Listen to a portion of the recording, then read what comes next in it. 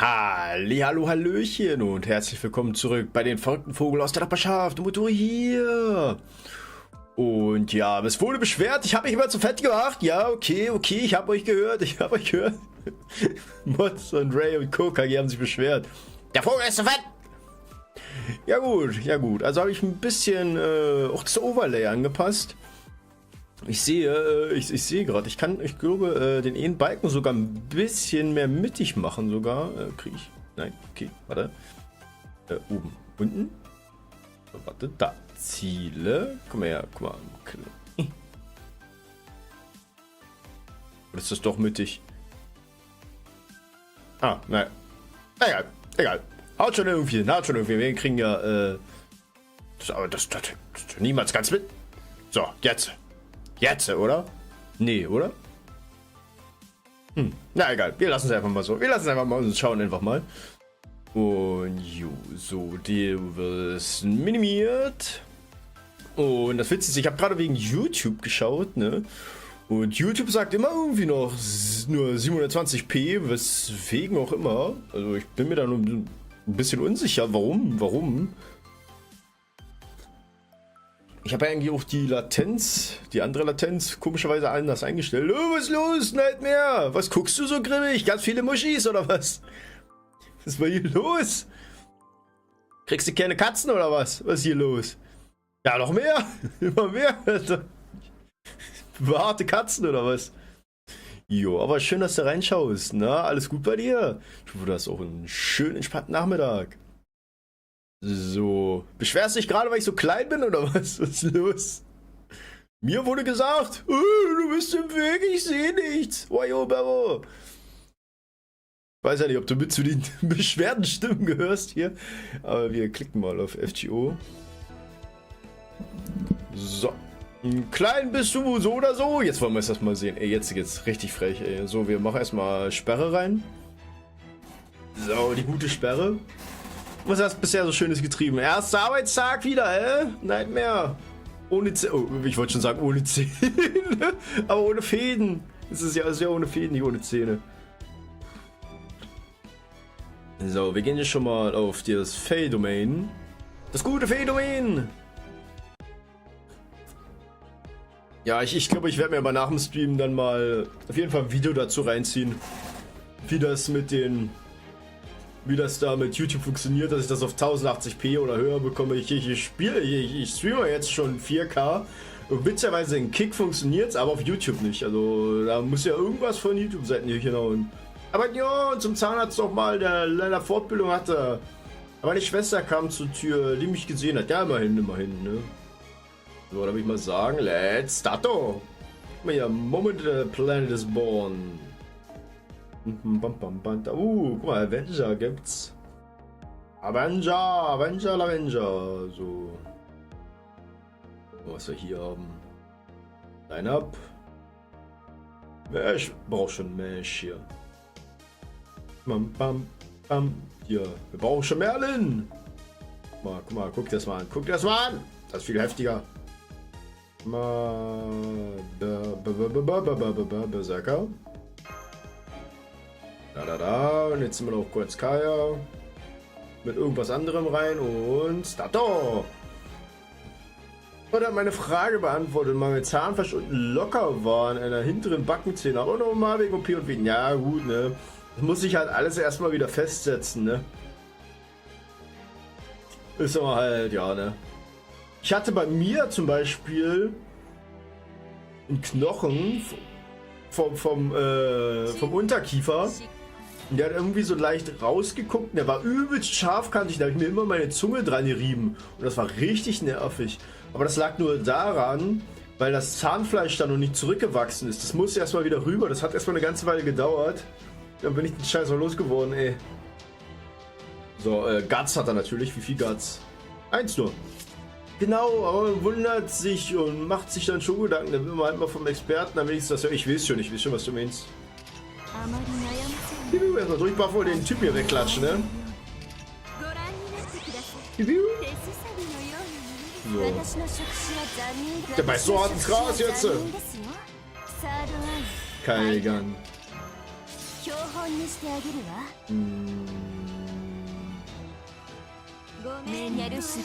Oh, jetzt knallt's richtig. Onini nanimas. Ie. Du kämpfst gegen den schwarzen Dildo? Ja, kannst du mal sehen. Das kann nicht jeder, ne? Und der Ton spackt wieder geil rum.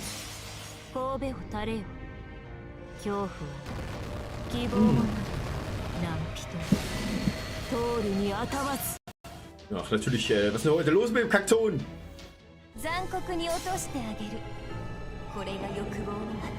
Das knallt jetzt richtig. Cast Cutting Crater. Wupp und weg. Dampala, wow, der hat ja echt überlebt. Ja, genau, das war ja so klar, dass das jetzt kommt. Schon so wie das gerade geruckelt hat, ne?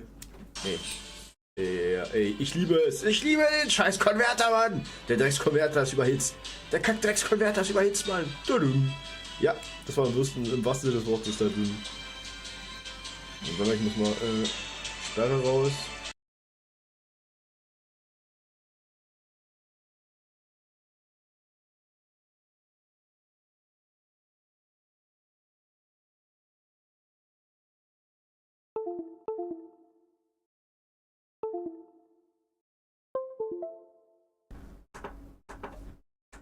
Ich liebe es, Mann! Hört man mich schon wieder? Ja, das gibt's doch nicht.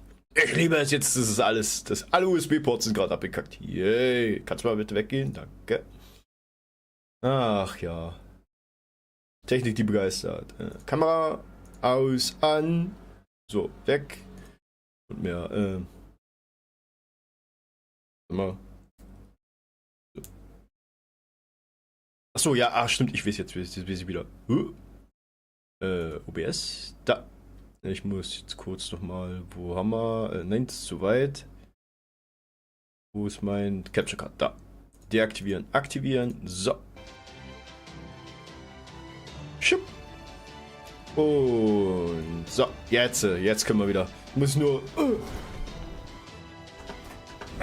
wieder auf HDMI 1 und jetzt können wir weitermachen. Ich liebe es!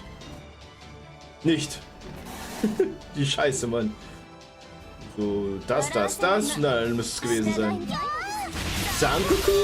Achso, ich muss wieder. Genau, wieder Dings reinmachen. Genau, die Tastensperre. Ja, weg damit! Aber weißt du was? Ich hab's schon geahnt, dass es gleich kommt. Weil normalerweise kommt der Scheiß immer, wenn ich es anstecke und dann bin ich's los. Ja, aber es kam nicht. Der Vogel ist wieder da. Jo, WB Ophelia. Hast gesehen jetzt den Scuff? Hast den Scuff gesehen? Apparently. Nein, ich war zu langsam. Ah, fuck my life. Log. Apparently the Earth Clan fairy living on the Cape used to be the one of Queen Morgan's Imperial Guards long time ago. So, Log vorbei. Na, Ophelia, was hast du bisher auch so Schönes gemacht? Ich habe gehört, du hast ja gut ausgeschlafen, weil jetzt habe ich ja mitbekommen. So. The village fairies very was genuine. They really did believe that killing Ector would keep the village safe. So they closed in around me and begged me in all sincerity. Please kill him for us.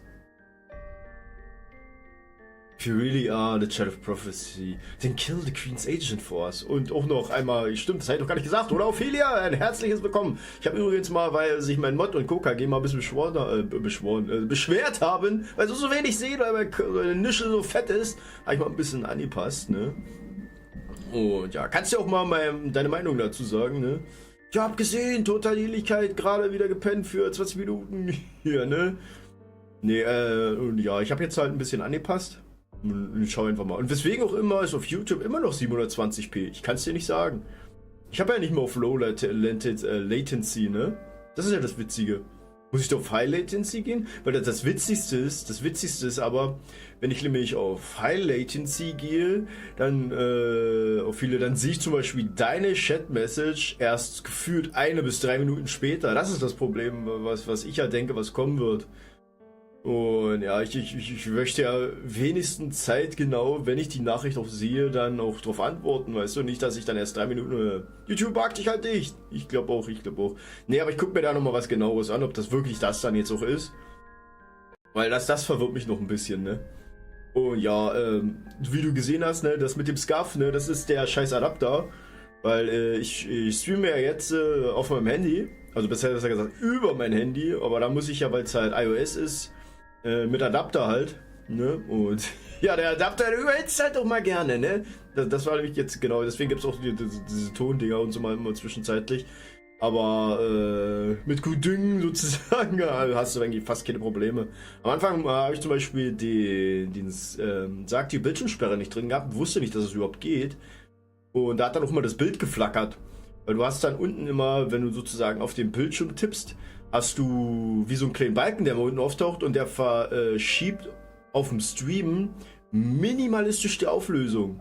Also das Rechteck so ein bisschen verschiebt sich das immer und oh ey, das sah mal eklig und keimig aus, sag ich dir. Da sind teilweise auch so ganz kurz so diese Streifen rübergekommen, wenn so grün oder blau ist, weißt du, so eine fehlerhaften Streifen. Wie du das kennst vielleicht vom alten Fernsehen, wenn was nicht hingehauen hat. Ah ja, aber damit muss man erstmal klarkommen, ne? Und Nightmare, du warst jetzt so schön einen entspannten Nachmittag auch. It would have been almost impossible to refuse, so like always, I took the easy way out and so... Okay. Okay, Will. I am the child of prophecy after all. I decided to do what you wanted of me and went off to kill my friend. This is why I said I could never have anything really cared about. Nö, nicht wirklich, ich bin ja hier. Richtig frech, richtig frech. Ich geb dir gleich einen Käsefuß, Mann, dann bist du entspannt. Narkose tief entspannt. Spaß, ja bestimmt. Narkose tief Entspannung, ne? I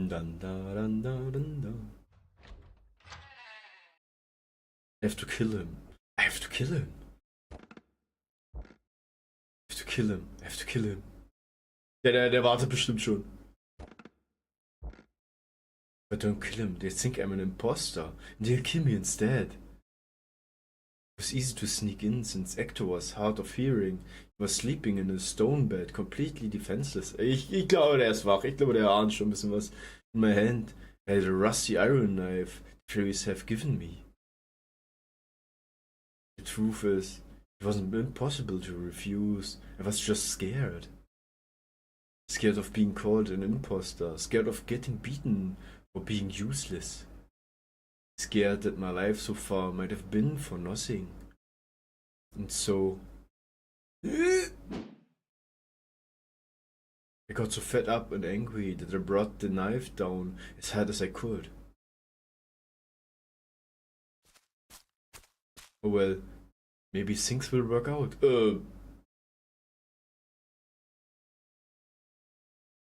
Da lebt er doch! She used the now chipped knife and began walking the dark path back to the village. I was practically trembling with fear, but I also knew the village fairies were simple folk. I was almost strangely optimistic that I could get out of this as long as I explained everything. Oh, jetzt wird's interessant. Die hat ihn nicht umgebracht, oder? Don't let her fool you. She didn't kill the blacksmith. I was watching the whole time. She didn't do anything to him. She just cut one of his helmets. And that's not all. I know her magecraft is fake too. It's all just smoke and gunpowder. She's not the child of prophecy. She's not special at all. Wieso soll ich da der Fliegerverwaltung? Ja. What did she say? Is that true? She couldn't kill the Imperial Guard. She wouldn't kill one of Morgan's agents. She can't be the child of prophecy. I knew it, it didn't make sense. Moin! Na, wie geht's? Wie steht's? Schön, dass du reinschaust, Mr. Großes L. Ich sehe keinen Namen. Wieso sehe ich keinen Namen? Ah, trotzdem moin. Schön, dass du reinschaust. Na, alles gut bei dir? Ich hoffe, du hast auch einen schönen, entspannten Nachmittag. Willkommen, willkommen. I tried to run away, but the village fairies were all stronger than me. They had more magical energy too. Grab Caster, grab the liar. Hand you over to Woodwoo's executioners as a child of prophecy imposter. They caught me in no time and threw me in an underground jail. The fairy who accused me was smiling so smugly, so triumphantly, but I wasn't surprised. Sehr interessant, dass ich kein Avatar habe, obwohl ich da bin. Mobiles YouTube halt. Wie, Minster? Ja, ich glaube, das ist, ja, das wird wahrscheinlich was mit Mobile dann zu tun haben. Richtig frech, oder? Richtig frech. Whenever she talked to me, claiming to be my friend, she was always consumed with envy and doubt. She wasn't a bad person, it was just fairy nature. Even when you know someone is objectively worse off than you are. You just can't help but be jealous when you're treated like they're special. Ja, schönen Dank, ne? Ja, es kann nur noch heiter werden. After that, life in the village became very hectic. Woodwoo's executioners. A horrific group of soldiers who went around capturing fairies suspected of being the child of prophecy and taking them to the castle. Das große L ist mein Männel! Der Diablo 2 Lover! Oh, weißt du was? Lustigerweise habe ich es mir schon gedacht. Ich fand es halt nur lustig, dass irgendwie kein Name da steht, weißt du? Deswegen mit dem dicken L. Also, ein bisschen geahnt habe ich schon. So doof bin ich ja jetzt nicht, ne? They were to arrive in Tintigel in 3 days, and I was to wait for them in my cell until then. So you finally showed your true colors. I can't wait to hand you over to the High Queen. Ja, war ja klar. Pro Queen Fairy! I never believed you were the child of prophecy. There's no way a fairy like you could be our savior. I don't want to hand you over to Woodwoo's, but everyone else says that's what needs to be done with imposters. But is this really so important? It's awful that things have come to this. We were so close, so very close. But then I suppose it was always too much to hope for. This village would have disappeared the year you washed up on our shore if you hadn't come along. You and the treasure that was on your boat gave us hope, but now the treasure is all gone. Soon our village will be... Then again, if you all tell Woodwoo's you're the genuine article, maybe you can still get a sizable reward. I'm sorry, Caster, I tried to talk to the others out of this. I really did. Ja, sicherlich. I'm so sad things have turned out this way too. You really did do your best for us. A lot of fairies came to visit me in jail, each for their own reasons. The fairies of Tintigel were divided right down the middle into supporters of the Queen and supporters of the child of prophecy. The fact that I was in jail must mean that the pro-Queen fairies had gained a number advantage. There was no fairy left who could rescue me.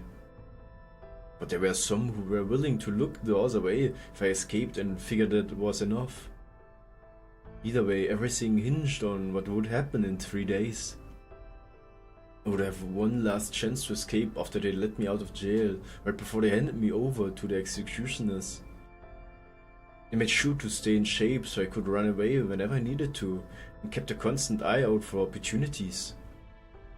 You better believe I'm going to escape. I've been training my whole life to go on this pilgrimage. I can't let it end before it even begins. Ja, das wär's ja. Kommt das Ende vom Anfang, das wäre nicht so toll, ne? Ganz lautes Gebrummel. Oh.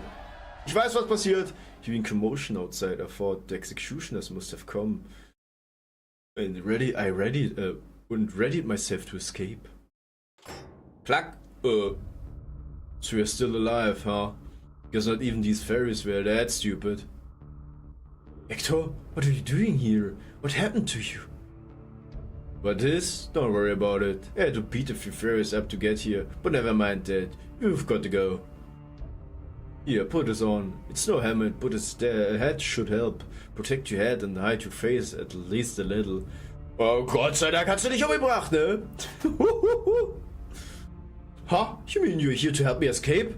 Ja, wer denn sonst? Oh, this is hat so cute and stylish. And you had a good taste, Hector. So the compliments. Here got us back for you. And always, it was always yours anyway. Oh, der Stab. It was the step of selection that had been taken from me when I was a child. 9 years had gone by since I last saw it, but it still felt like an extension of my body. Though sadly it looked like it had long since lost Merlin's flippant voice. Go on now, hurry. It won't be long before Woodwoo's executioners. Oh, Hector? Don't call me by that name. It'll only bring you bad luck. I took out the guards, but there'll be new ones here soon. We need to get out. Get you out of here while it's still dark. Run as far and as fast as you can. You can make it to Salisbury Plains. What was that? It's coming from outside.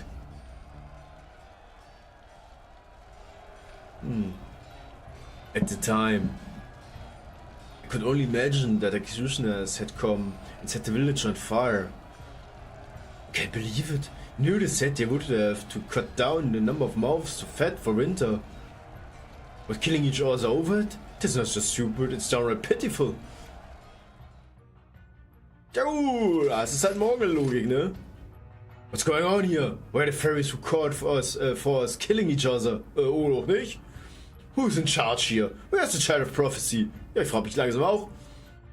Please stand back, Lord Woodwoos. These fairies have all gone mad. We can't question them now. What would you have us do, sir? Ah, damn bloodthirsty fools. Baton wielders, exterminate the residents. Spear wielders, guard the exits. We can't let any of them escape now. Don't bother putting out the fires until the fairies have been dealt with. But make sure to capture any fairy who could be the Child of Prophecy alive. Her Majesty's orders. Der Typ, Mann. No. I didn't have any particular plan. Heck, I didn't even have time to think. But just as I was about to make a run for the town square to try and rescue everyone. Stop, Alfred. You never make it in time. You need to get away from here now. Besides, why would you want to help them?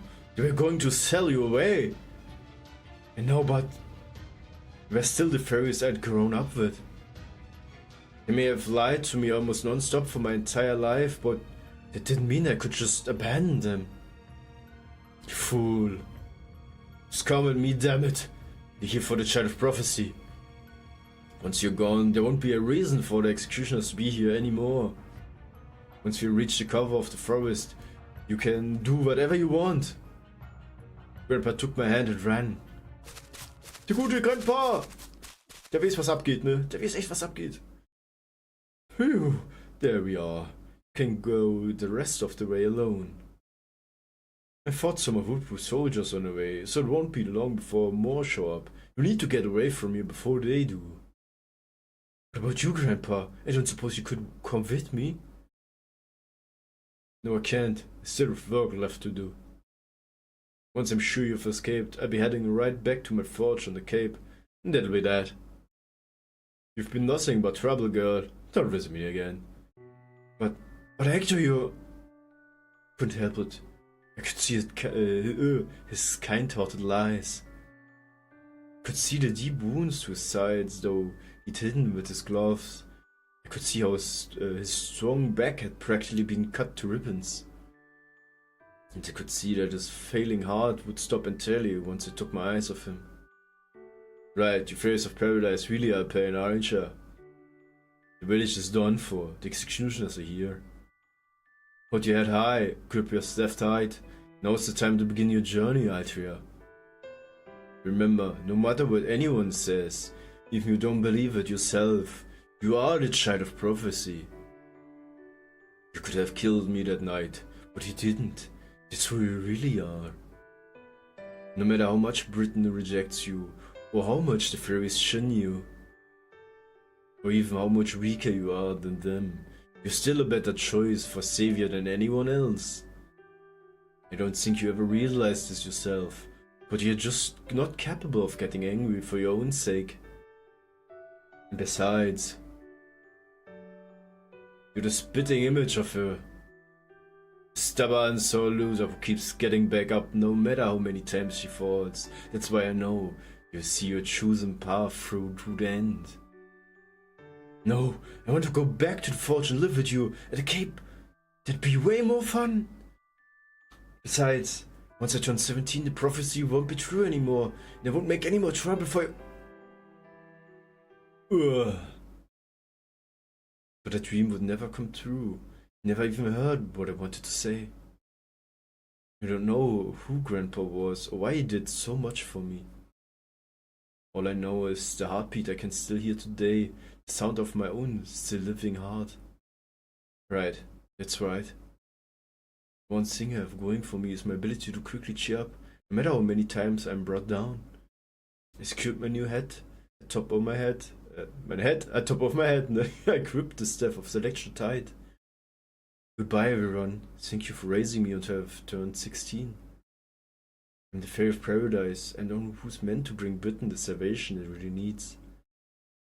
So I'm going to begin my pilgrimage now, just like you want me to. Oh Mann, was ein trauriger Start, ey.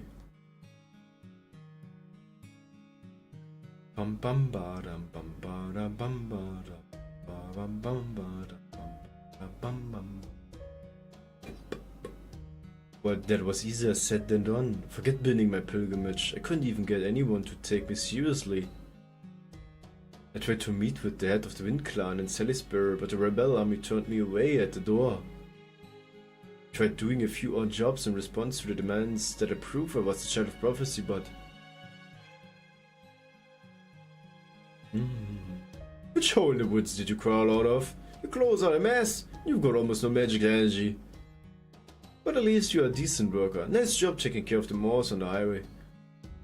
I don't know how many centuries it'll take you, but hey, good luck saving Britain. We don't need the child of prophecy here anyway, girlie. We have Lady Aurora looking out for... Ophelia, die Aurora kennst du ja noch gar nicht. Die Aurora, die ist auch so ein richtiger Mastermind, ne? Am Anfang hast du gedacht, die ist super nett und sweet und alles, ne? Ja, gut, ne? Und dann ging alles den Bach runter. Die ist nicht so nett, wie man denkt. But the fairies are waiting for the child of prophecy. Ah, don't let them fool you. They're just pretending. Fairies latch on to anything that seems like fun, even just whatever's trendy. Nobody actually wants to or believes in the child of prophecy. We'd all love it for Morgan went away, but her aside, we're happy with the way things are now.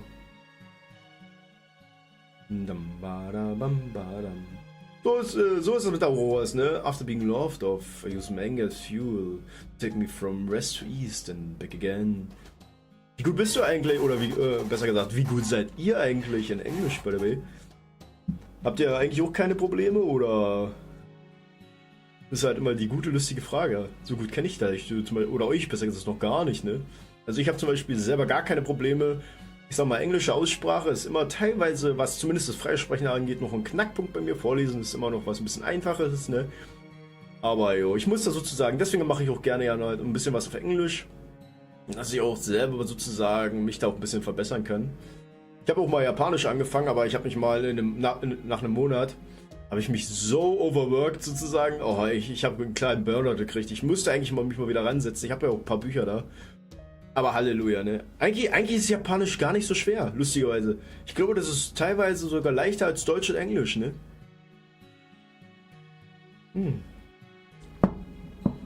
Aber ich müsste eher mehr mal die Zeit auch wirklich dafür nehmen, mich dann wieder komplett mal ranzusetzen. Aber momentan frisst mein Sport auch eher, besser gesagt, mir die Zeit. Was heißt Sport, in Klammern Sport. Ich mache halt jeden Tag so ein bisschen was, ne? Momentan. Dass ich hoffentlich irgendwann mal mein Bauchspeck ein bisschen wieder loswerde. Und ja, ich habe ja, ich weiß ja nicht, das hörst du wahrscheinlich jetzt auch zum ersten Mal. Ich habe ja ein bisschen meine Ernährung komplett umgestellt. Dass ich sozusagen so wenig Zucker wie möglich habe und all mögliche Inhaltsstoffe, die der Körper eigentlich jetzt nicht so braucht. Dass ich sowas halt, auch Weizen und Getreide halt sowas ein bisschen verzichte und Späßelein. Und ja, ich muss sagen, es funktioniert echt gut, ne? Hätte ich nicht gedacht, dass es so gut funktioniert. Also ich habe jetzt mehr mit Bauchsport angefangen, dass ich halt wirklich halt mehr Konzentrationen auf Fettabbau im Bauch habe, ne? Mal gucken, das muss ich wahrscheinlich einmal nur eine ganze Weile lang durchziehen, immer mal ein bisschen, ich übertreibe da jetzt nicht großartig, aber mache immer mal so jeden Tag so ein bisschen was, ne? Und dann bin ich mal gespannt. Bin mal gespannt, ob ich irgendwann ein Sixpack hab. Tori mit Sixpack. Das wär's ja, das wär's ja. Chicken Nuggets mit Sixpack. Wenn er darauf beißt, fallen jetzt 10 Zähne aus, Mann. Fooling myself into thinking that starting with the smaller villages would yield better results than big cities. Went around the forest visiting all kinds of places. But it was no different. Everywhere I went, people laughed at me, used me, and dropped me like so much garbage. On the surface, they were all for the Child of Prophecy, but on the inside, isn't there anything more fun to do? Now I see, they all love rumors about the Child of Prophecy, but the actual child is just a big pain. I had no one to teach me, and no companions to commiserate with. Every fairy in Britain hated me the second they laid eyes on me. Since humans had no love for fairies either, all I could do was travel alone. This is hard. Really hard. Consumed by depression, I decided to go to the nameless woods. Oder was genauso halt noch ist, so ein bisschen so auf Voice-Acting-Basis, ne? Das ist auch gar nicht mal so einfach, ne? Ich weiß ja nicht, ob du da schon mal was in die Richtung gemacht hast, aber ich finde, so Stimmenmanipulation ist auch alles andere als einfach, ne? Dass du so auf einer höheren oder tieferen Stimmlage, also bei mir ist das eher mehr so unterbewusst momentan noch, ne? Wenn ich so andere Stimmlagen oder so annehme. I didn't have a particular plan in mind. I just wanted to be someone other than myself, even if only for a little while. But the curse of the nameless woods didn't even affect fairies from paradise, so much for that. So I just pretended to have lost my memory and went off to the newcomer tent to sulk. But then the new fairy was carried in. Ash? She had lost her memory and was in such a bad shape, both physically and mentally, that I felt like I had to help her. But most of all, I thought, if she's forgotten about the Child of Prophecy, maybe there's a chance we could be friends. Freunde fürs Leben! That's the end of my summer memories. Plumps? Plumps, sag ich doch. Spring! Die Frühlingserfahrung. Oh, keine Ausdauer, Mann. This is it. We finally to the spring memories. And since they're spring, I'm sure they're going to be lots of fun. And but any obstacles we run into here will be a total pushovers, so you won't have to worry much about taking them down. Schupp, weg ist sie. I was hoping we could have, we wouldn't have to fight any more of those moors. Me too, if those really are Altria's memories given physical form.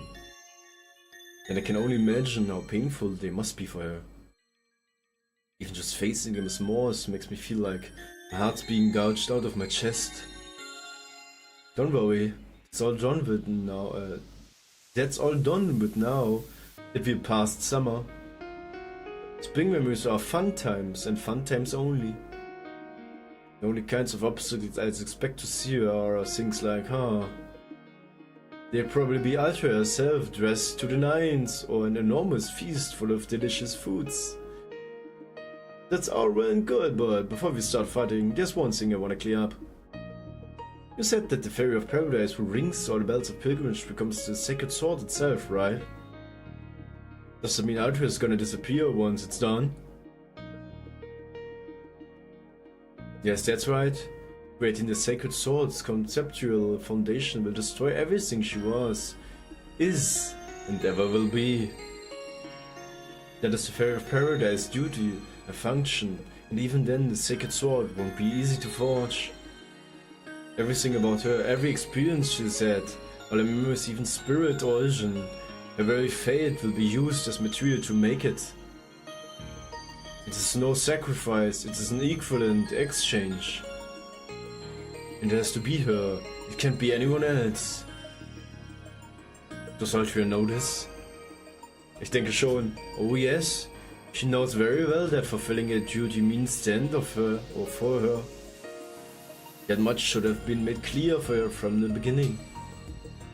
I know you all feel, but please understand, this really is the only way.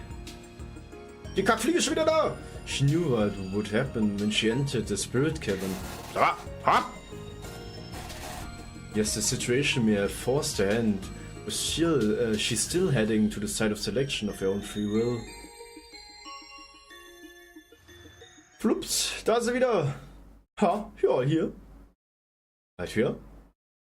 Wait, you're back already? That doesn't seem right. Yeah, you still haven't fought any. I see. Well, that was easy, yeah? It was literally over before you knew it. So that's the site of selection on top of that hill, huh? Okay, last one. There's a rotten egg. Can't believe it, all those horrible memories, and even at the end she... I know, just ain't right. But you know, Imoto, if nothing else, I'm glad you're so damn pissed off about it. So look, whatever happens next, just let the old man here handle it. Muramasa, what do you mean by... Never mind that now. Come on, we need to run, or she really will go on ahead of us.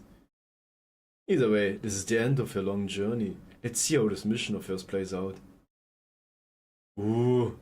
Blim.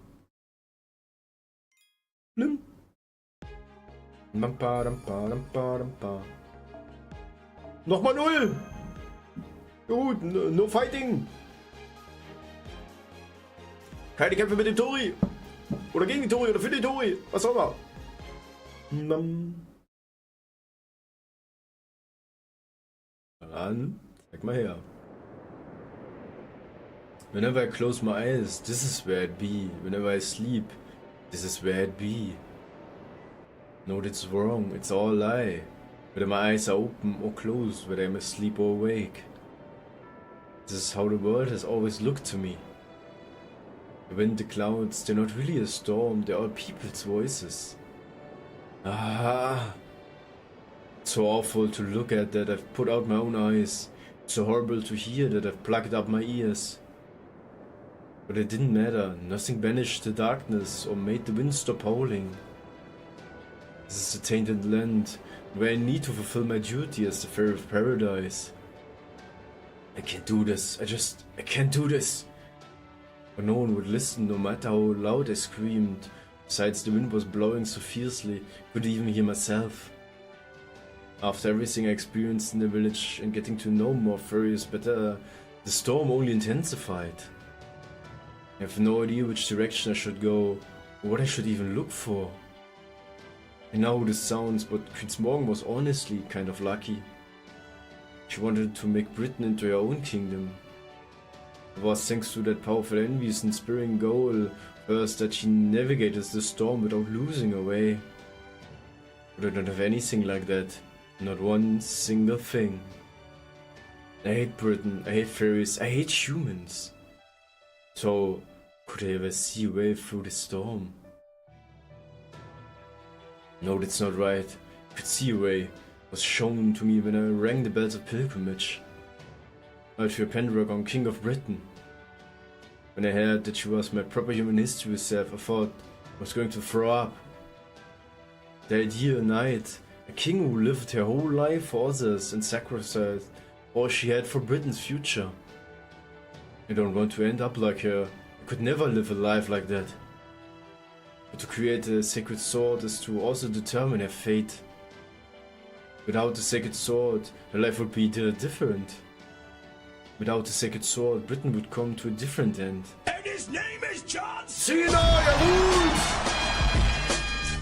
Bam, bada, bam! War ja klar, dass Jurik hier so auftaucht und laut Krach macht! Junge, halt die Fresse! Ruhe jetzt, Storytime! Aber schön, dass du reinschaust. Warst du im Garten nochmal? Forget this. You should just give up. Yeah, that's it. After all, I'm the only one who can save her. Nö, na gut, niemals! That's what I thought myself each and every time I heard the bells ring. But... I can still see that star. I don't know what that star is. I do know it's not my dream, my goal, or something I care about. It's always been there, ever since I was born. It may have grown small and weak at times, but it was always there, no matter how intense the storm got. Ich habe das Gefühl, dass der Sound gleich wieder ausgeht, ey. I don't know where I want to go. I don't care about my duty, I just want to forget all this Child of Prophecy stuff. So why? I never stopped moving forward. I didn't want to give up, I couldn't let the storm beat me. I don't get it, I'm so obstinate. What is it that's stopping me from throwing my life away? It's a fair of paradise, I didn't have a spring, I didn't have much of anything. That's why I at least want to know why I couldn't just give up. I'm no queen, I'm no savior, so I brought an ordinary nobody like me as far. Or so far. What did a tiny star mean for an ordinary girl like me? Ja, bestimmt gleich rausfinden.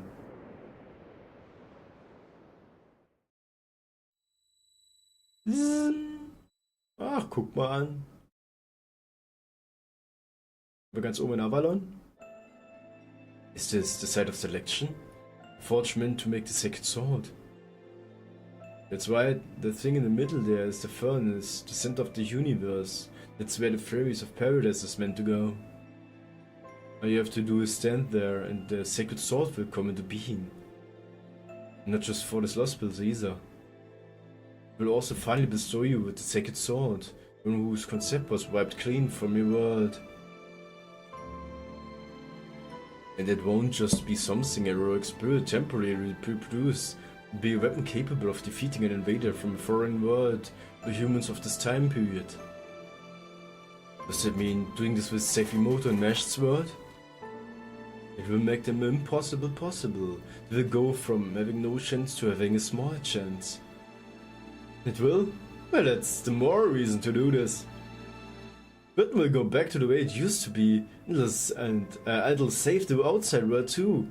What more could we ask for? Would also mean... Hey, what's wrong? You both look almost sick. What is it? Do you need to rest up outside? It's okay if you do. This probably won't take too long anyway. It's not that.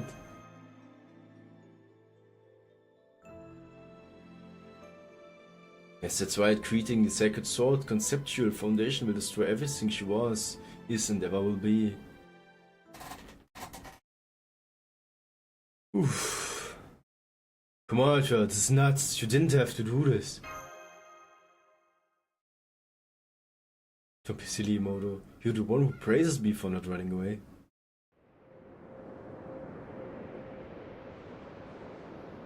Okay, here goes. Oof.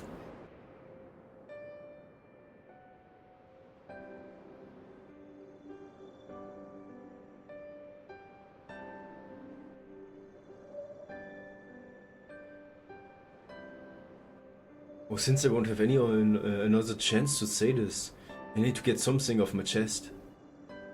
I hated every minute of my life, everything about it. Humans, fairies, Britain, made you do everything. Fighting is terrifying, hatred is exhausting. Would have been so much happier just living a normal life.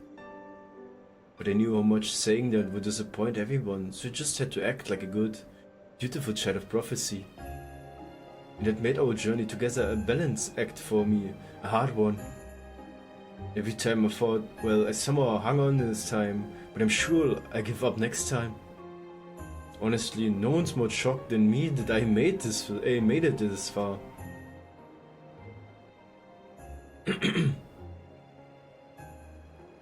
Kratzmalz! Forging the sacred sword means erasing Fairy Britain from existence. I never really loved fairies or humans, but I could always see the wish they had in their hearts. Every one of the fairies was suffering inside. They are wished for salvation. Even if they are sinners, even if they are just getting what they deserve, I can't believe they brought this on themselves.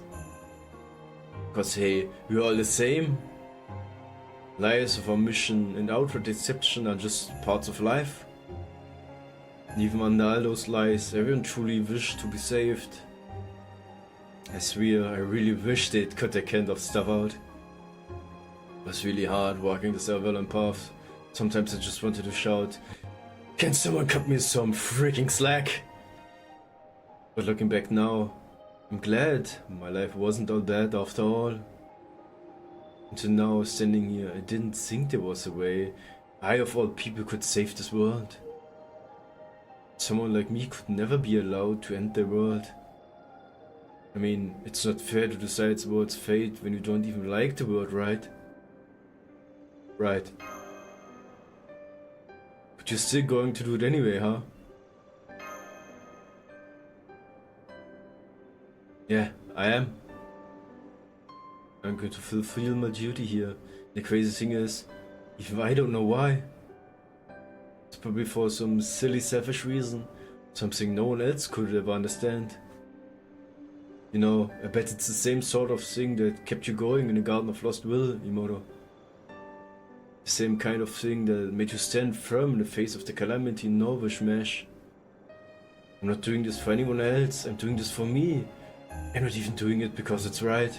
I think if I'm making my way through the storm because there's something I just can't turn my back on.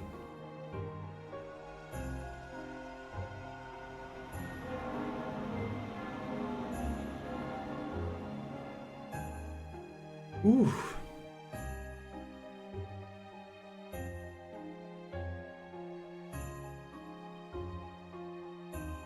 My fingertips dissolve first. I can feel the contours of my entire body fading away. My memories will probably go after this, and my sense of self. The planet's inner season stripping away all my memories at once, like one just as good as another. Make this sacred sword that has to go through them carefully, so it could understand humanity in the present day. It was only ever means to learn about him, so it could shape a better, more powerful sacred sword.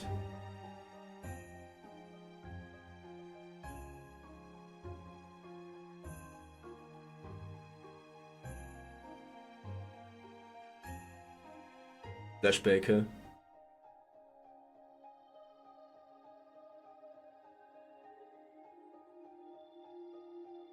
Alle guten Erinnerungen.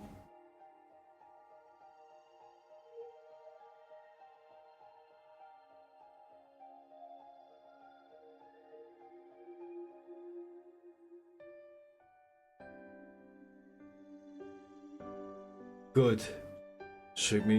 Make me into a good sword. A sword bright like the star I saw in that storm.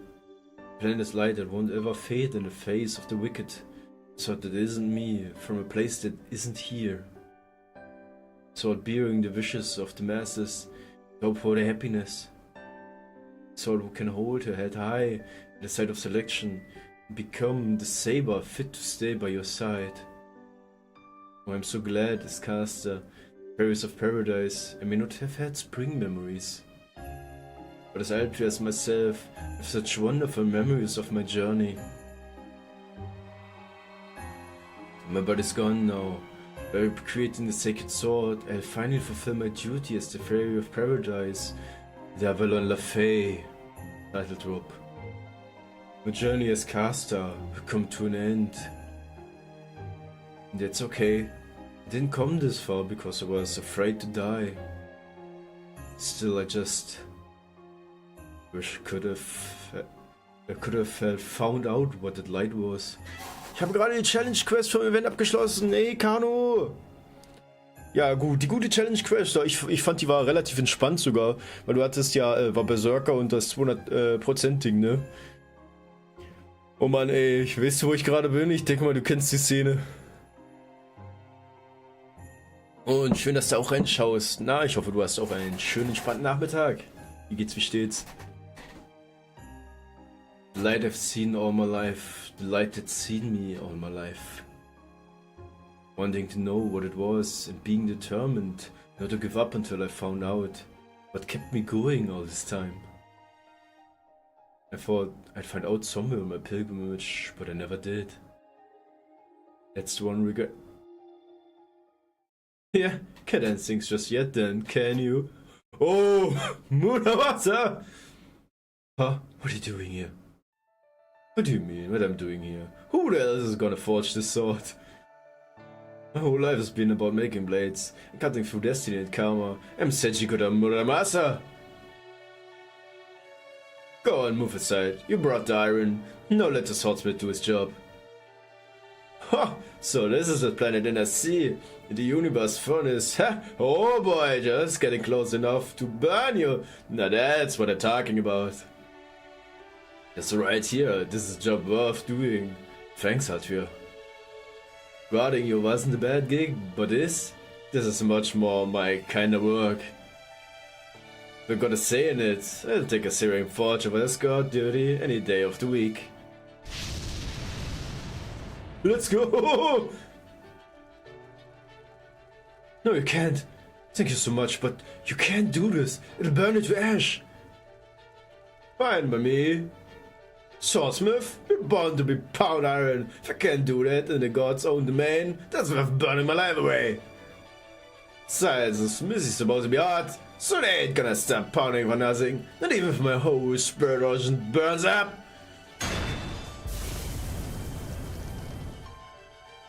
Let's go! There we go, it's coming along nicely. Basic shapes all set. Now we just gotta temper it.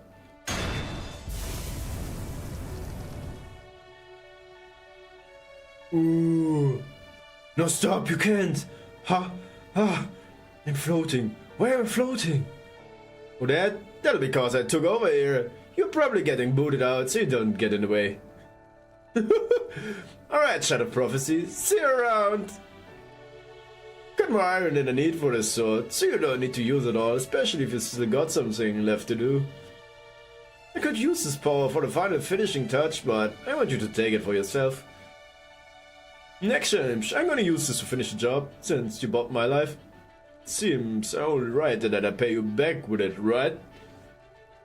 Don't be ridiculous, you've more than paid me back for that. Besides, you're from the outside world, and you're Imoto's enemy. You don't have any connection to Britain, you don't have another job you need to do. True, I don't know how am I gonna face the foreign god now, but hey, now I'll probably never see her again anyway. This boy is on fire! Oh, richtig geil! Tapfer 10 für Altria! Richtig krass, der Hundermaster, richtig good boy. Der Shido, ey. Don't worry about it. I'm doing this cause it was what I want, just like you. This was always my destiny, that said. Ophelia, kennt ihr eigentlich auch die Fate-Serie im Allgemeinen? Fate Stay Night und so? Weil, wenn du die kennst, dann kommt dir Sentinel Master etwas bekannt vor. Zufälligerweise. Ich weiß ja nicht, wie du dich mit dem Fate-Universum auskennst. I'm sorry, I never got to make you that, Barrett.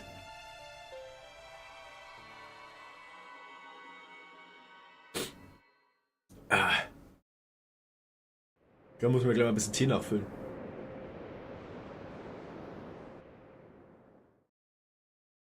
Daraus gar nichts, aber sieht cool aus. Delight without Adieu? Ja, also ich kann's nur empfehlen, aber wenn du Bock hast, dir den Anime mal anzuschauen, dann frag mich, mit welcher Staffel du anfangen sollst. Wenn du nämlich einfach blind reingehst, dann ja, ja, ist es nur ja. Du musst nämlich mit Fate Stay Night anfangen. Das ist sozusagen, Fate Stay Night ist der Kern. Und Shido hat nämlich Saber beschworen. Und sozusagen Saber ist sozusagen die das Schwert Excalibur besitzt. Also das Original von Altria. Und sozusagen Altria ist so ein bisschen die Spiegelvariante von Saber, also von der originalen Altria Pendragon. Wisst ihr, schon von Britannien. Und ich sag dir, wenn du so actionmäßig und richtig geile Story, tiefgründige Story magst und und ich sag mal, Top-Qualität, was Animationen und so Finish-Touch angeht, was Animes und so ist, dann guck's dir an, weil die Fate-Macher haben auch Demon Blade oder was war's nicht, Demon Blade? Demon Hunter, ach Gott, Demon Slayer, die haben nämlich Demon Slayer gemacht. Und wenn du Demon Slayer gesehen hast und dir diese Art von Animation ansiehst und denkst, richtig geil, dann weißt du, was dich da erwartet. Musst du mir auf Discord mal schreiben, wo und wie man das am besten anfängt. Ja, das kann ich gerne machen. Und ja, wenn du wo war's? Demon Slayer, dir zum Beispiel angesehen hast, ne, dann weißt du, was dich erwartet von der Story und Qualität her. Spirit Original Signal is gone. I know the sacred sword had to be made, but did it really have to be? I know, right? They had to be able to come up with a better way. It's just so inefficient, not to mention inhuman. But I guess it's probably too much to ask for a planet soul. That's basically what the NSC is, so think humanly.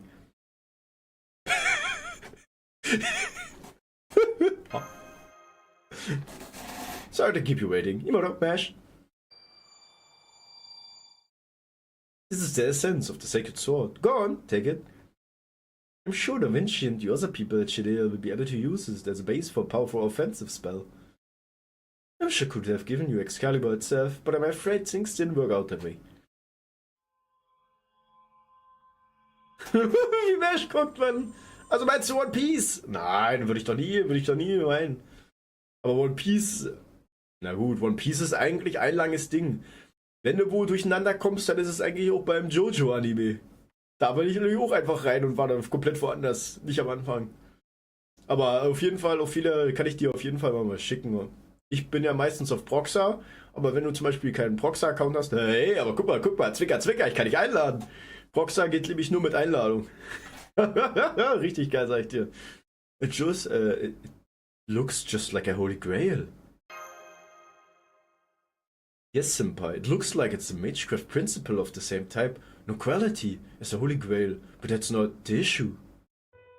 You mean, how did she come back? I'm surprised, as you are. I really thought the Forge would just be turning out the new Excalibur, especially for Chidea's use. Nee, One Piece startet erst richtig ab, Wano. Das stimmt doch wieder. Alle anderen davor ist Prolog. Ich glaube auch. Wenn man mal ehrlich ist, ne? Alter, die Kackfliege, kannst du mir... Bitte, willst du mir ins Auge fliegen, oder was? Das Kackmissvieh, ne? Hang on, where's the ginger? I see, so there was someone who gave her a tiny reprieve. Or the master. And now I see, it wasn't Ultra's Spirit Origin that disappeared. It was actually Muramasa. Kannst du gerne machen, hab auch zur Not Crunchyroll. Ja, nee, Crunchyroll gebe ich keinen Money. Die Crunchyroll, also die waren ja vorher schon so ein bisschen, naja. Aber nachdem die aufgekauft worden sind von dem anderen Label da. Oh, nee. Und ich bin ehrlich, ich hasse Zensur wie die Pest. Und daher will ich sowas auch nicht unterstützen. Und Crunchyroll ist richtig hart, was Zensur angeht. Und nee. Also, sowas mag ich überhaupt nicht unterstützen. Aber ich sag mal, wenn du das gerne für dich halt trotzdem zumindest wenn du sagst, hey, du hast halt gerne was oder Animes guckst, bla bla bla. Und ja, dagegen würde ich jetzt nicht sagen. Das ist halt mein Ideal ist das halt für mich, ne? Das zwinge ich auch keiner auf, ne? I really did protect her to the end. Yes, the heroic spirit Senji Muramasa sacrificed himself for what he believed in. Ah, by the way, hast Freitag meine Vollaufmerksamkeit. Die letzte Season von Diablo 3 startet und man hängt sich da voll rein. Ja gut, ne? Muss ja auch mal sein.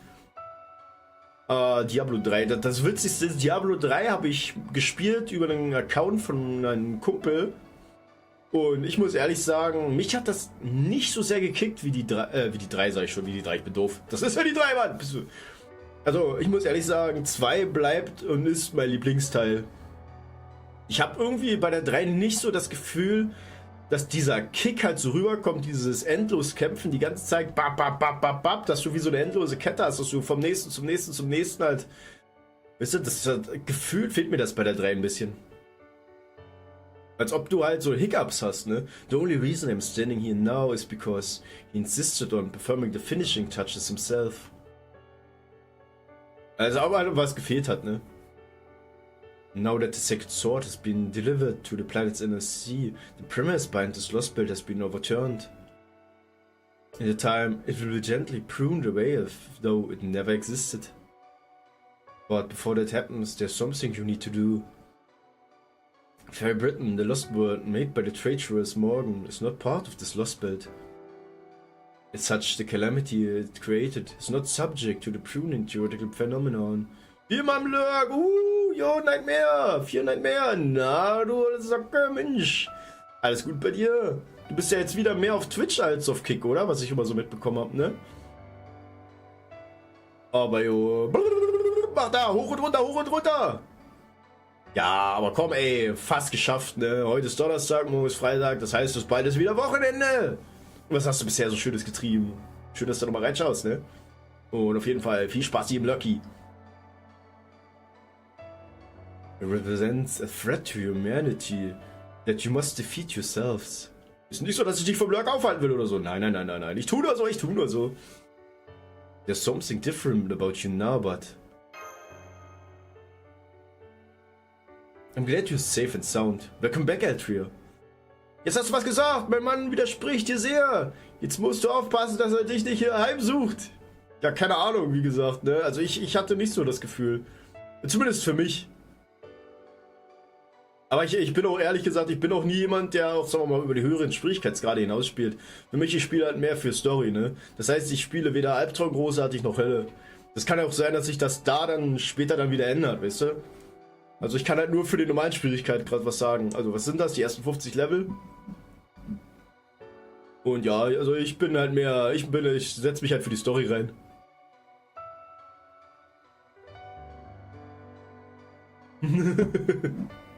Also wie gesagt, alles was danach kommt, keine Ahnung. Kann ja gerne sein, dass es dann sich noch ändert. Daneben geklickt, verflucht. Sensimodo. Aber es kann natürlich auch sein, dass einfach die Klassen zu mir nicht gepasst haben, die du spielen kannst, ne? Das kann natürlich auch sein.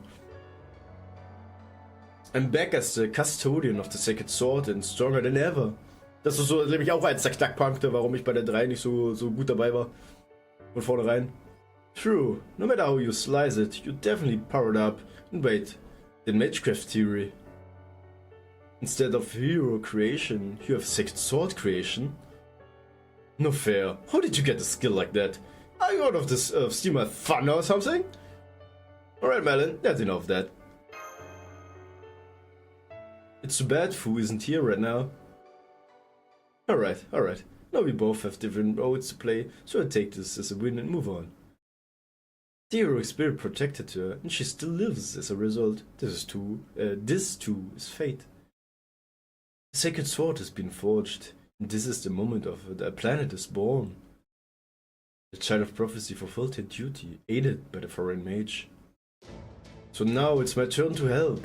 I'm going to do a small-scale restoration of Britain to the way it was before things turned completely hopeless. Specifically, I'm going to turn back the clock of Cernunnos, at least a little bit.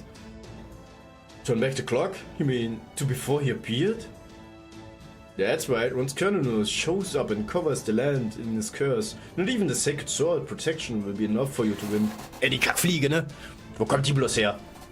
So I'm going to have him go back in time by, let's say 2 hours. See, I suspect something like this might happen, so I've kept the entire pit in a dream. Once I have Cernunnos wake up, it'll be as though events of the dream, that is, everything that took place there over the last 2 hours, never happened. So, muss Essen machen, gib Flammkuchen. Oh, guter Kuchen, gib ab, Junge. Gib den Tori was ab. Aber ey, ich hab auch Bock irgendwie am Wochenende mir ein bisschen wieder was Zuckertechnisches doch mal zu holen, mir was zu gönnen, ne? Ich hab heute auf dem Nachhauseweg hab mir gedacht, eigentlich hätt's mal wieder Bock, ne? You can do that? Indeed, it's been pretty boring waiting around here ever since I was freed from the garden, so I spent some time casting a spell on the pit. My spirit origin is practically falling apart now as a result, but oh well. musst du erst einmal mal vorbei. Das war ja so klar, wie er sich verteidigend davor wirft. Richtig frech. Richtig frech, Mann. Nicht gönnt man ein. Suffice to say, once I disengage my dream zone, I'd probably disappear along with it. I wish I could stick around to see how your battle goes, but sadly it doesn't look like it's going to happen. Alter, die Kackpflege, Mann! But don't worry about me, even though I felt about basically demanding I'd be the only ones to sacrifice everything. Sure, things didn't turn out exactly as I planned, but hey, that's why we built the Margins of Error. Nice. For my last trick, I'll even help you out by sending you straight to the storm border without having to go back through the spirit cavern. When you get there, it'll be 1 hour before Carnus shows up. You'll have another hour after that before his curse spreads everywhere. That gives you 2 hours to settle this, but this time you should at least have a fighting chance. Muramas and I both gave everything we had for this. All you have to do now is the best you can.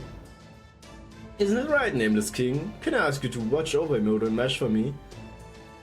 Of course, you take care too, Mage of Flowers. After all, this is just a shadow of Avalon, so I'm sure the real you is still imprisoned in that tower. Saw right through that too, did ya? You're definitely the Sacred Sword's guardian now. Alright, then back to dying, Britain with you all! Once you overcome the swirled skies, you'll find a clear blue ahead. Ja gut! Auf! Fump! Düs. Oh, good. I got him back safely. I'm glad I made it before I ran out of time. Oh, though I just remembered I forgot to ask something. I've been following the Chalian Stargazer's journey with my clairvoyance as much as possible. Dimoto talked to herself a lot more than usual this time. I wonder what that was all about. Ich weiß nicht, was du meinst. Pling! Plumps. Geht los! Plaps! Salisbury. Interlude. Avalon La Fée. Interlude.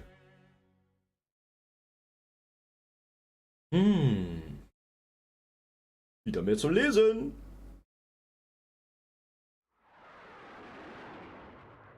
British airspace, 2 hours after the demonic dog's appearance. Giant demonic beast, I see. So that's the Black Dog's king, a magical energy eater who feasts on smoke and lightning. That's a lot! So Bargas has become a calamity. And Colonel's curse shows no sign of slowing down. There's nowhere left to run. The way things are going, all fairies are destined to become unseelie curd, turn into Moors. Either way, there's only a handful of sane fairies left. I don't know how long I can hold out either. If this really is the great calamity, then it's all her fault things turn out this way. Aurora, my love, my reason for existing, my... Nee? What? Listen to me, Lancelot. Ainz is a very dangerous fairy. She always makes much nonsensical prophecies and nobody has any clue about her clan's true nature. Who knows what she might do if she catches everyone's attention and becomes the talk all of Britain. Remember the Mirror Clan took in the Fairy of Paradise just like the Rain Clan once did. It's terribly irresponsible of her to make a prophecy like that now, especially when the great calamity could happen at any time. Das ist genau die Aurora, die ich erst meinte!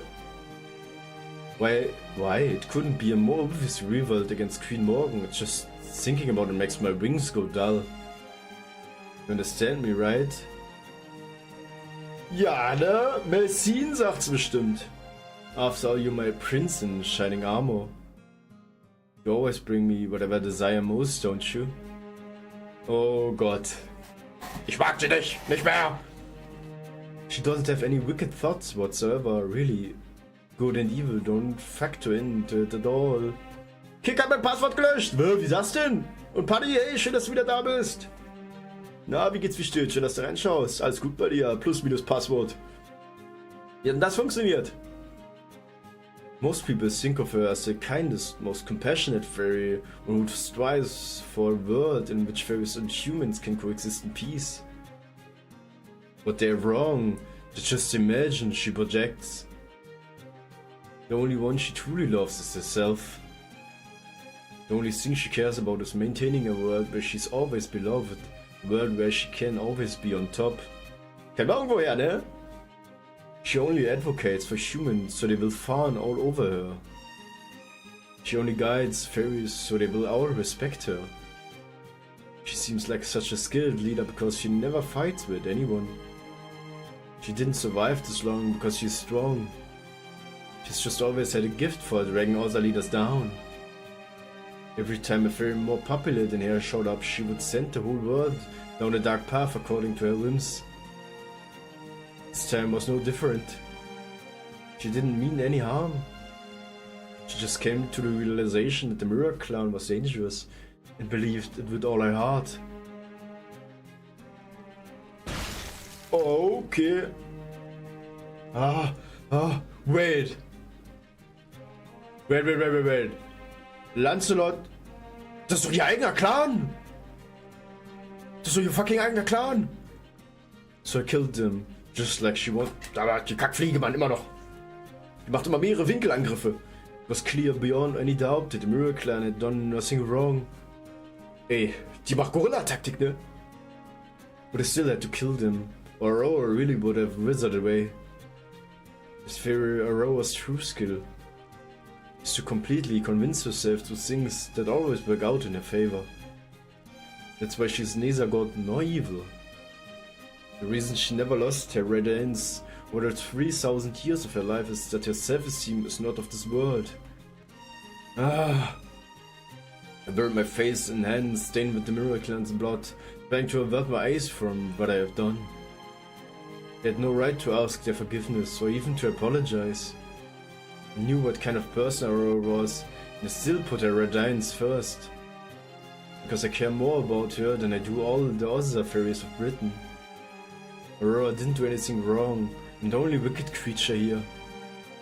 I've committed so many crimes, all because I didn't want to lose her love, even though I knew it wasn't genuine. Oh, das regnet. Passend, hä? But that day was special. The Mirror Clan was special. They were a gentle group of fairies protected Albion's corpse, by extension me. Yeah. Not one of them so much as resisted. If anything, they seemed to pity me as they came offer up their lives their own lives. They didn't have a choice. Aurora would have withered and died if I hadn't done this. This isn't my fault. I didn't want to kill them. Aurora, I did this for you. All I want in return is for you to smile and say thank you. Ich sag mal, man hat immer eine Wahl, ne? I decided not to fly, so I wouldn't leave any evidence on the night I returned, covered in mud and soaked to the bone.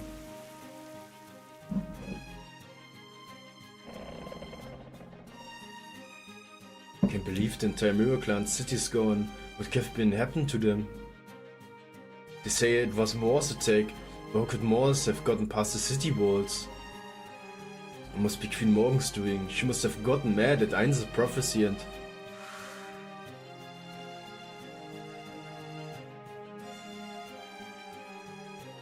Don't be ridiculous. Queen Morgan is nothing if not prudent. She would never do anything like that.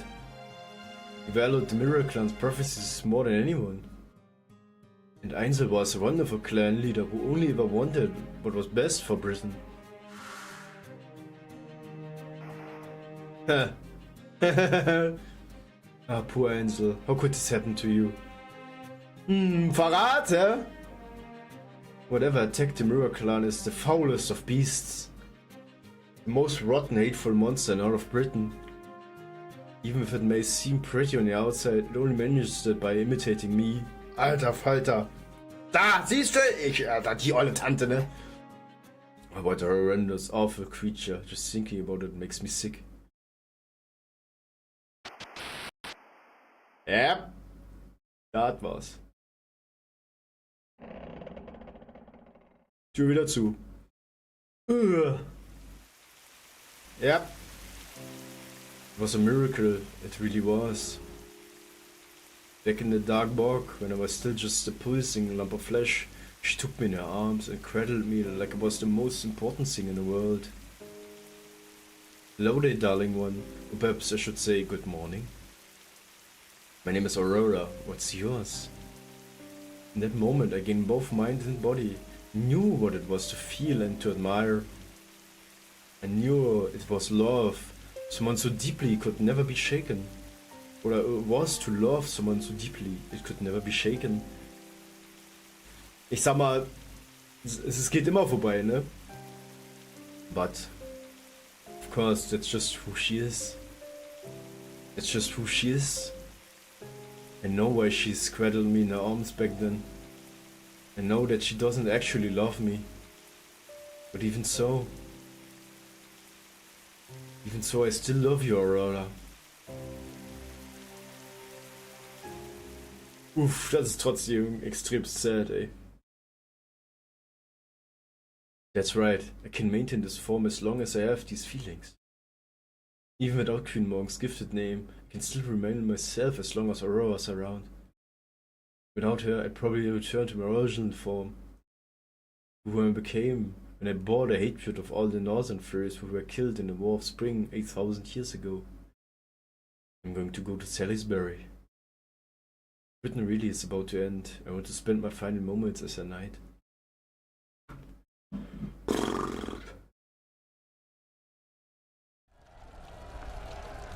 Kill them! Kill them! Kill the northern fairies! They're the invaders who brought the calamities upon us. Are there any fairies who have been infected with Morse poison? If you can find one, capture and kill them before they become Morse.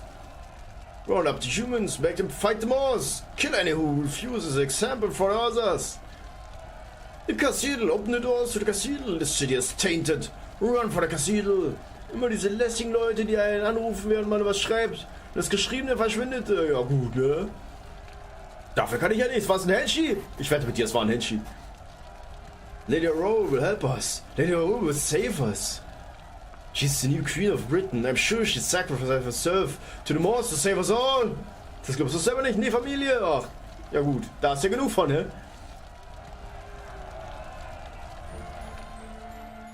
Oh my, they all look so dreadful now. And to think they used to be such peaceful fairies. Aurora. Who's there? How did you get in here? It's me, Aurora. I came down from the bell tower. City's in chaos. Most of the fairies have lost their minds. It's only a matter of time until they storm the cathedral. I hate to say this, but Salisbury is done for. Oh my, I see, yes, of course. I still have you, Melusine. Thank goodness, you are right. You aren't you? Oh, but of course you are. You're the strongest Tamlin in all of Britain. You never get injured or degrade, or no matter what. You're still my beautiful beloved knight, and different from the day I met you. Couldn't have come at a better time. I knew you were the only one I could rely on. Yes, you're right, Salisbury is done for. No Britain itself is doomed. Only there were a way we could survive. Oh, how did things ever come to this? Frag mich nur warum? So terrible, sad, but I'm afraid there's no other way. Melusine, would you stay with me? I need you. Yes, of course. I'd be happy to spend our final moments together. I need you to help me escape. You can take me away from here, right? Ah! Ah! Auf Aurora ist immer verlassen. Aber ich jetzt kein Passwort mehr bei Kick. Der Kick selber hat mir mein Passwort wiedergegeben, gesagt, dass ich gar kein Passwort besitze. Und jetzt musste ich mich mit Google an... Hä? Ja gut. Einfach mal Support anschreiben. Also ich habe ja auch das eine Mal den Support angeschrieben und das war eigentlich ganz gechillt. Die antworten auch übelst schnell. Die antworten richtig schnell. Nicht so wie bei Twitch, wo du erst mal 3 Jahre wartest vielleicht. Die haben mir nach 10 Minuten geantwortet. Ich dachte erst mal, ich werde nicht mehr. Richtig krass, ne? Ha! What? Is it so surprising? It's natural response to run from danger, isn't it? Not in this case. You're just not bothering to think again. Where would you run to, Aurora? Where could you hope to go after bending this world and all of the fairies who believe in you? It's all such a shame, but they won't love me anymore, right? So forget about them. Let's go somewhere more fun instead. The world outside Britain. You heard about it from the Chaldeans, right? I'm sure it must be better than this boring old world. It's a world of nothing but poor, weak, filthy humans. Making my ideal world there should be easy. And you and I will be the only two fairies in it. Hab mich selber gewundert, warum kein Passwort mehr da ist, obwohl ich einen Account mit Passwort habe. Ja gut, ich kann's dir nicht sagen. Musst du wirklich mal einfach mal Support anschreiben und gucken, was die dann dazu sagen. That's what you want, right? My darling child, my little Melusine, I love you more than anyone right now. Ja, gerade nur, jetzt, Alter. Na komm, take my hand. Let's go start our new life together, okay? Vor allem, ich liebe dich mehr. Gerade jetzt. Weißt du? Aber später, hä? Nicht so richtig, hä? Hi. You're right, that's what I want. If you did that, you probably just do the same things to that world that you've done to this one. All while telling yourself you're not aware of what you're doing. Your entire purpose is to be loved more than anyone else. Melusine, what are you talking about? Where's Coral? I don't see her anywhere. Coral? Alright, Coral. I turned her into a caterpillar because she was getting on my nerves. Then I accidentally stepped on her. Alter, dein fucking Ernst! Die wollen die Handy-User mobben, ich glaube auch. Du was? Die hat Coral gekillt! Einfach so! Be careful, you don't step on a mess over there. You'll track it all over my nice clean floor. Aurora, I want you to know that I love you. I love you, whether you believe it or not, whether you even care or not. No matter how evil you might be, I still make you all your wishes come true. Oh, that's wonderful. I don't know what you're talking about, but yes, that sounds lovely. Then come on, let's go to the outside world. I'm sure we'll have such a wonderful time there. Miese Rattenfee! Ja, ich sag ja! Ich sag ja, Mann! Die ist ja richtig krank! Die ist ja schlimmer als... Oh Gott, wie war ihr Name nochmal? Von der 2B-Variante? Oh, wie hieß die nochmal? Die kleine Windfee, die auch gekillt worden ist. Als letztes. Wie hieß die nochmal? Kano, du weißt das doch bestimmt noch, mir ist der Name entfallen.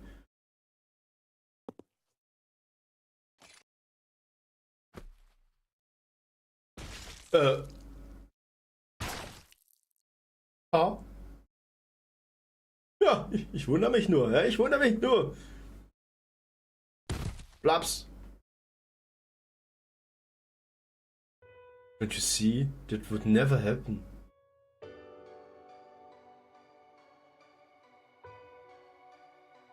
This can't ever happen. You'd never find the love you need in the outside world. This was the only place you could be more beloved than anyone. Probably human history isn't as simple as Britain. You'd see you for how evil you are in an instant. Do you really think you could survive in a world like that? You who can't even bear to go without absolute pristine water? Your wings, your face, everything's about you would fade and waste away. That would be more than you could bear. You'll never be able to love yourself again. But you keep on deceiving yourself, trying to live the same way you always have, even though you'd no longer recognize yourself. Every morning you'd look in the mirror and die a little more inside. Maybe that's just normal life for other fairies. Maybe they wouldn't think anything of it. But for you, it would be the cruelest torture imaginable. Every day you'd cry yourself to sleep in despair, unable to even muster the courage to end your own life. Every day would be a fresh hell where you cling to glory that will be forever beyond your reach. Every day you'd hate yourself more and more. And that would just be... What are you saying, Melusine? What an awful fake fairy you are, talking about a future that could never come to pass. By the very idea of me becoming more miserable with every day, it sounds even worse than death. No, never mind that. Hurry and take me to the outside world. To where everyone will love me again. Because you only live to please me, right? That's right. Would have been better if I had only lived for myself. If I did, they would have kept you alive no matter what. Haben ein Türken, weil er übelst am Nerven war, Emotional Damage gegeben. Fand er gar nicht lustig und hat eine Show hingelegt, dass sogar der Chef lachen musste. Ah, ich habe heute Spaß gehabt, aber ja echt, erzähl!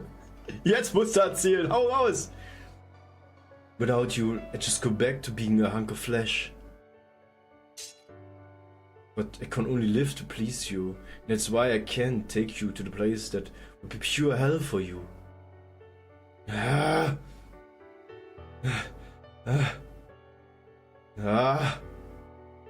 Even now I still remember when we met. I can see it like it was yesterday. I remember the wind that blew through the dark bog. I remember the way you shone so brilliantly. I remember how I swore to give everything I had to protect you. I love you, Aurora. I love you so much. Spaß war mit dem Türken? Ja gut. Wer hätte das gedacht? Du musst das schon mal ein bisschen genauer erklären. Even if I should lose this form forever, I always... Also... Okay, nee. Doch! Bringt die sich gerade selber um! Macht sie jetzt Harakiri? Oder... Nee, sie verwandelt sich zurück. Sie verwandelt sich zurück! Oh... Die andere Calamity. Richtig? Jetzt verwandelt sie sich auch in die andere. Oh Gott, ey. Oh, noch mehr Calamities, Mann. Ist ja nicht so, dass wir schon genug haben. Um die Ohren. Oh Gott. Wie viele Quests sind das? Avalon La Fée. A Prophecy. No. Gute Melodie. Atmospheric magic energy density just skyrocketed. No, there's a second high density magic energy signal too. And on top of that, it looked like Canonos just disappeared from the pit. Ich weiß ja nicht, wie du Nachrichten kriegst, aber das mit dem Spaß auf Arbeit war zuerst und dann die Geschichte. Ich weiß. Aber ich habe das dicke Ding erst zuerst gelesen. Oder besser gesagt, weil es mir direkt ins Auge gefallen ist. Und erst das da drüber, weil ich dann festgestellt habe, da fehlt was dazu. I mean, that's certainly better than the alternative, but it still beggars belief. What's going on here, technical advisor? The increase in atmospheric magical energy density resulted from Artifarius' body as being burned. It's no cause for immediate concern, so we can ignore that for now. As for the second high density magical energy signal, we haven't been able to get a visual on it yet, so we can worry about that later too. As far as the pit goes, it's well... I'm sorry, I have absolutely no clue. All our data collection pertaining to it just vanished. It's almost like time itself has been rewound, but only in close proximity to the pit. Hold on, I'm picking up a space temperature inside the bridge. Something about to come out. Everyone get down! Okay, ich soll dir dann Romane schreiben, damit dir das direkt ins Auge fallen? Ja, ab und zu. Nicht immer, aber ab und zu. We're back! Imoto, Krillite, Adria Caster?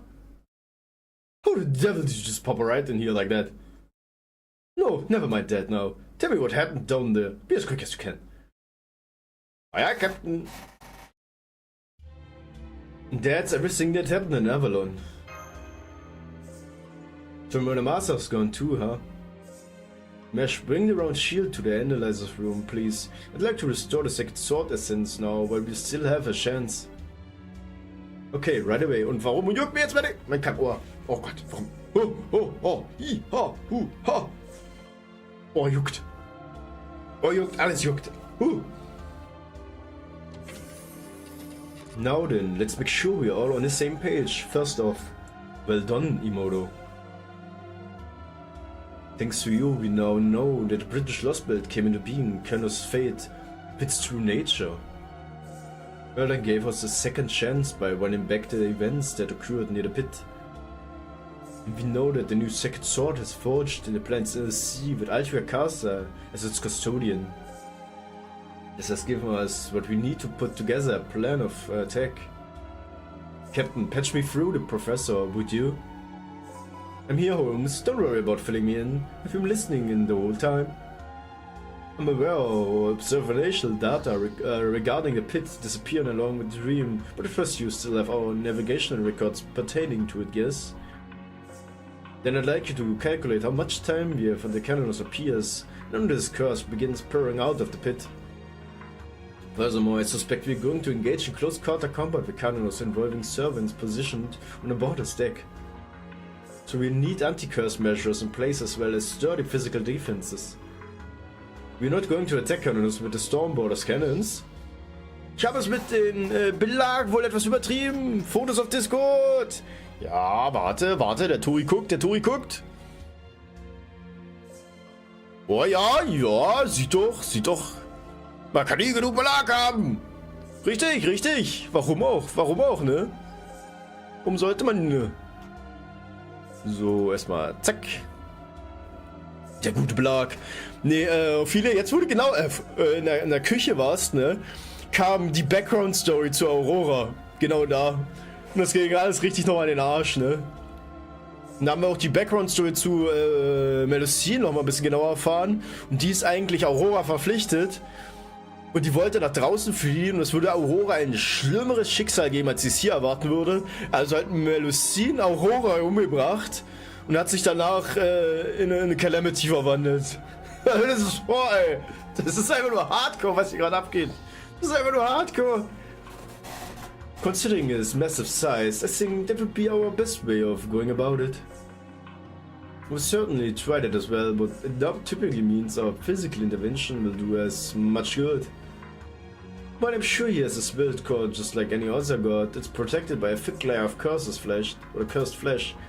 Seeing as that curse effectively function as muscle, we won't be defeating him so much as exercising him. As such, I suspect that blessed spiritual text from Attribution and Grummer the Sage. Ich weiß, ich hab dich auf dem, hab dich auf dem Heavy mitgenommen. Oh, Technik begeistert, richtig geil, hä? Will be our only effective means for fighting them. Though, unfortunately, what we can do is to finish the job afterwards remains an open question. I hate to do this to Captain Nemo, but the ramming cannons at full speed may our only option. Oh no, das gute Schiff! Roger that, the ship definitely doesn't have much curse dispelling equipment after all. I've just completed calculations for the countdown. We have 30 minutes until Canonos appears. And the last time he showed up, it took another hour for the curse to spill out of the pit. Huh? You hear that, everyone? We only have an hour and a half! Our greatest enemy may be Canonos, but there's another calamity we need to stop before he appears. We cannot let this calamity escape Britain's shores and reach the outside world. Tori to go, aber richtig! Chicken Nuggets für unterwegs! To do so would be to let them become part of proper human history as well. Our first objective is therefore to find Baka, the calamity headed to Norwich from Manchester by way of Oxford. Das Schlimme ist, die Baka, die wir jetzt besiegen müssen, die ist eigentlich richtig cool, ne? Die ist richtig geil. Das ist so eigentlich so ein bisschen so ein Vorbildritter, ne? Sie hat zwar auch jetzt nicht alle perfekten Entscheidungen getroffen, aber am Ende hat sie eigentlich den richtigen Pfad eingeschlossen und jetzt am Ende sich in eine Calamity zu verwandeln, richtig assi, ne? And take it down before Canonos appears. Neither we nor Britain have a moment to spare, which is why I'm beginning this operation immediately. Master Moto Attribution and Criminal, you there will figure out a way to defeat Canonos. Captain, you and the Marines will plot the optimal route for the operation. Da Vinci Professor, you two will come up with an anti-curse barrier for the storm. Humpel die Pumpel! Huh? What was that? Something just attacked us? Impact on our starboard strike quarter! A single strike just carved through our physical defense and burned away the armor plating, and the interior always opposed to open air. Damn it, Marine, overboard! One of them fell! Damn it! Let them in here! Right now we need to know what's going on! Ja, es wird spaßig! Ja, gut! Where did that thermic ray come from, Da Vinci? Nothing short of the divine construct should even be able to scratch the Stormborder's armor, let alone shred it. There, I found it, putting it up on the monitor now. Oh Gott, ich hab so eine Ahnung. Ist es Oberon? Ist es fucking Oberon? Oh nee! Albion! That's a dragon! This is Albion! Enemy craft is cruising at 1200 kpa. It's still picking up speed. Whoa! It's bounding off the magic energy in the atmosphere. It's a Mach 1, Mach 2. Still hasn't hit its top speed. We're dealing with some kind of supersonic fighter. Hang on! How can it flit around at that speed? Oh crap, oh crap, enemy aircraft is coming about and building right for us. It's on collision course. Contacting 10, 9, 8. Pull up, Minier, flanking speed. That thing tear through the bridge if it hits us straight on. We need to dodge it at the least possible second and escape to a higher altitude before it can change course. Yeah. Holy Kacke! Ah, that was damn close shave, but we got off with just a few scratches on the pro. Enemy aircraft is now 10, no 40 kilometers away. I just turned around again. In dem kurzen Augenblick 40 Kilometer weg! In dem kurzen Augenblick! What do we do, Captain? That thing is not gonna stop until it brings us down. I know, just keep taking us up. We can't outmaneuver that thing, so we just have to hope we can fly higher than it can. What is that thing, Da Vinci? Do you have any new data yet? Sure do, that wasn't a Talon swag just now, it was a concentrated mana burst, straight from Emily's mouth. It looks like Bargus wasn't the only thing burning Britain to the ground. Just the heat from that thing's breath attack is enough to cleave through the ground. Its accelerating isn't affected by atmospheric pressure or air temperature. Its wings apparently ignore the loss of inertia completely. There's no mistaking it, that thing is Albion, the pure-blooded dragon, a third calamity. Ja, danke! Okay, homage! The third calamity! Albion's coming after the border. If it lands a breath attack on our stern, we're done for. We already know its breath is strong enough to cut through our physical defense like paper. One strike to the stern and we'll lose the whole engine. Everyone sit down and strap in tight. Da Vinci, start tracking the time until the next breath attack. 2 seconds before impact, I'm going to unfurl the gravity sails to maximum and pitch the ship upward, turning us on our tail. Oh, it feels like taking a tumble in midair, so the ship's going to shake like crazy. Don't step up unless you've got a death wish. Und der Tori muss sich erstmal ein bisschen Tee nachfüllen. Ganz wichtig auch, ganz wichtig. Sonst hat mein Hals einen Death Wish. Wish. Wish. Bum, bada, bum. Once we've evaded the breath attack, it will turn the ship to an upright position and maintain our altitude. Here it comes. We're in its firing range. 6, 5, 4, 3. Raise the bow and unfurl. Let's see it. Pull up! Woo! Woo! We made it up above the clouds, Captain, but damn it, we've burned through almost all the magic energy we had stored up. Now what do we do? There's no way we can dodge another one. May I say something? I should be able to defend against that thermic rain now. I will not be able to protect the entire ship and I can only do it for a few minutes. But if there's one section that's absolutely crucial, like the engine, I can at least put up a defense barrier there. Will that be enough to get us through this? And most encouraging, Altria Caster, but before you do that, I have a question for you. Calamity's only target is the British ferries, so why is that dragon attacking us? Why should it be interested in us? Huh? I don't really know. I'm still learning the ropes myself, so... It's because we now have a means of saving Britain. Oh! Before the Calamities considered Shalia to be just another pebble on the road. But now Altria's back and we have a real chance of taking down Cernunnos. And the Calamities now just as well as we do that, the Ferry of Paradise is the enemy of Britain. I see, so before we were merely passers-by, but now that we have a weapon, we're involved. It changes the matter considerably. The dragon isn't coming after us. It's coming after Altria Caster, and that means... Damn it, Holmes! You're really going there, huh, Holmes? Indeed, we can narrow the enemy's focus simple by sending Altria out to the deck. Ha! If Altria goes out to the deck with her hands up, that will lure Albion towards her. Once it's close and to try to kill it, we'll try it in a close combat. I call it Operation Titanic. What do you all think? Hört sich doch gut an! Titanic! Ha! I can't believe this. What kind of hero is this guy anyway? A great detective. I don't know what detective is, but if proper human history called someone like that a hero, it deserves to be destroyed. Look, if I actually agreed to this insane decoy scheme, I would be able to defend this ship at the same time. I can either lure Albion in, or I can protect the ship from its birth attacks. Doing both is just, it just isn't an option. Damn it, just when I thought we had a viable plan. Attribution knows her limits, it's not a matter of willpower or confidence. If she says she can't do something, it's because she really can't do it. So we just have to drop this plan in. No we don't, you need a decoy to lure the dragon in, right?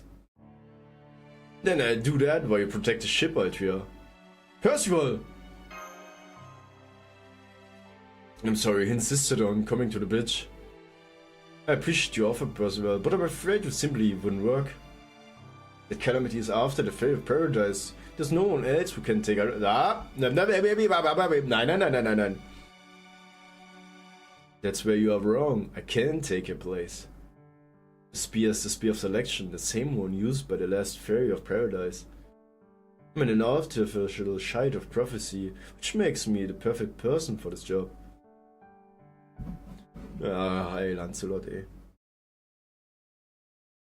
Ey, Lancelot, sag ich. Percival! Ey, jetzt geht's los. Das ist nicht Lancelot! Ah, ja. Meine drei Gehirnzellen haben gerade auch ein bisschen wieder Sachen gemacht.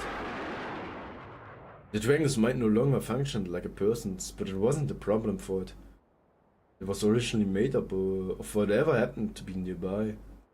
Things like the Northern Fairy's grudge that had been around for thousands of years, a clump of dying cells that had fallen off the dragon's remains.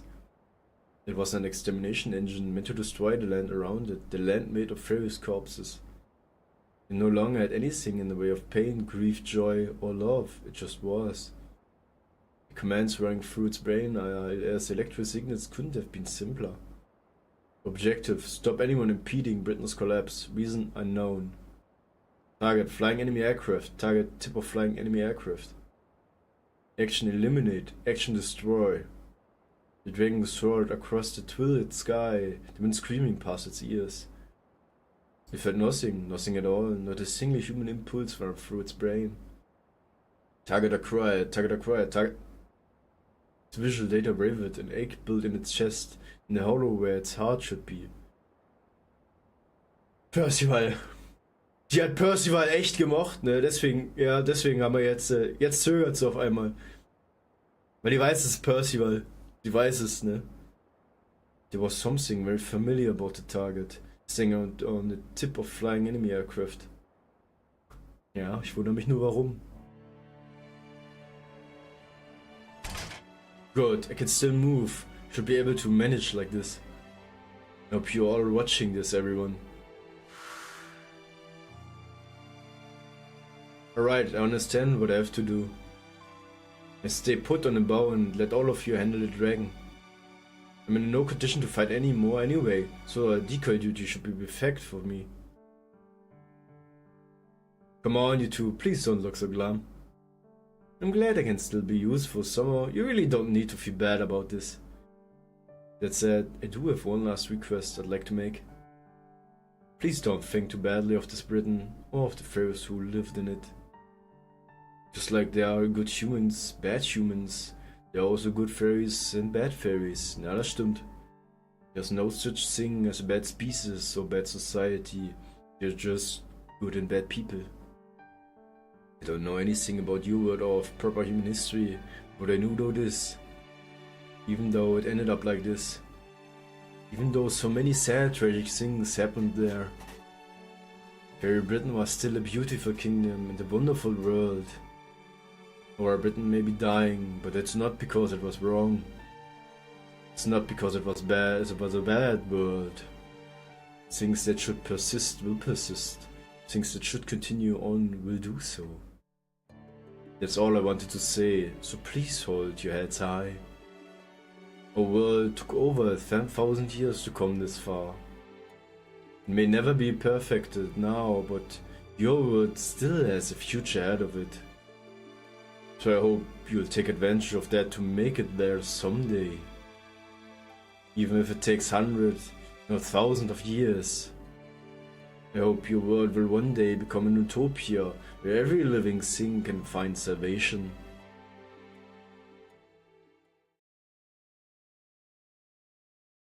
Thinking back on it now, I might have come across a little arrogant. Passt schon. But I guess I couldn't have been too bad if both remote and Mesh smiled at what I had to say. Alright, Percival, let's show everyone why you're a Knight of the Round Table. This will be your last battle, so make sure it's one you're proud of. All that aside, this kind of crazy, isn't it? I still can't believe I'm riding on a flying ship. It's like something out of a story. If this goes well, I have to make sure Gareth and the Round Table Army never hear the end of it. Haha! Enemy dragon incoming. Accelerate to maximum speed to match. We only have enough fuel left for one shot at this. Imoto, I want you to back out your caster up by throwing everything you've got at it. Enemy contact in 10 seconds. This will be our first battle against the Calamity. Good luck, everyone. Ja, jetzt wird's lustig. Ja, Lancer.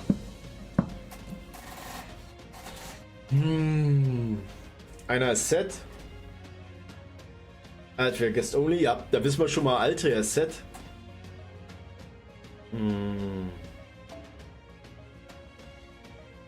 Wir nehmen mal. Altria kann ich ja nicht rennen, dann gehe ich mit Merlin nochmal zusätzlich. Und zusätzlich Merlin. Altria bleibt vorne. Line-Up. Und schon mal da und dann. Da, dann, bam, bam. Und wo haben wir sie? Da. Ganz wichtig, ganz wichtig. Dann mal dich. Bam. Bam, bam, badam. Wie können wir noch als Unterstützung? Genau, du kommst als Unterstützung rein. Warte mal, dich kann ich theoretisch auch als Unterstützung reinnehmen. Ich will erstmal Waver.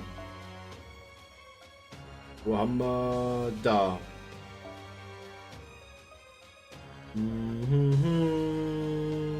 So, du machst hier, du kriegst das. Du kriegst das. Das behältst du, ja, passt. Was habe ich? Okay, warte mal, was habe ich für ein Master Equipment? Ich habe das von dem Event. Ich will das nicht von dem Event haben. Und wo ist das zum Austauschen? Hier, das ist wichtig. Falls ich das austauschen brauche. So, und ich würde mal sagen, let's go! Gegen Albion. Das wird jetzt richtig lustig.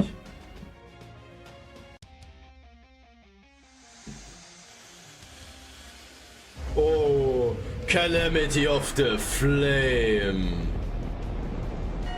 Albion. Was ein Intro, Mann! Was ein Intro!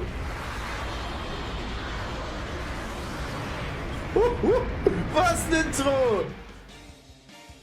So viele Inpunkte! In this battle, the Stormboard itself will take damage for an enemy attacks. The Stormboard has an endurance gauge which will be reduced by the enemy's unique attacks. If the Stormboarder's endurance drops to 0, the battle will be lost. You can use Ultra cast number.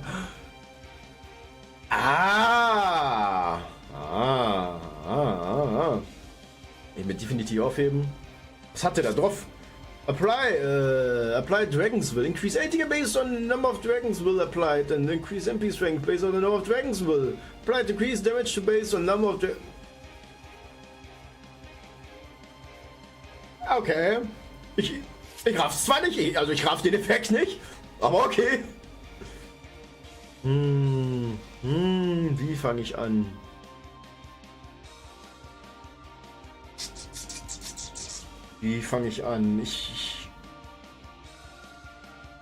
Full Damage würde mir jetzt in der ersten Runde nichts bringen. Ich glaube, ich gehe erstmal Goyobodo Adaba. Fang erstmal klein an und guck's. Doda. Du kannst da. Crit-Sterne. Oh, der trifft ja alle. Oh, du willst mal ja genau. Oh, toll, ja, das ist Dragonswill. Ja, effektive Hand an, würde ich mal behaupten. So, jetzt geht's los. Relaxe. So, ich werde auf jeden Fall mein Schild aktivieren. Ja, das, wenn MP voll ist, ziehe ich mir definitiv für Altri auf. Wir können MP sealen. So, haben wir schon mal eine Runde, haben wir Ruhe.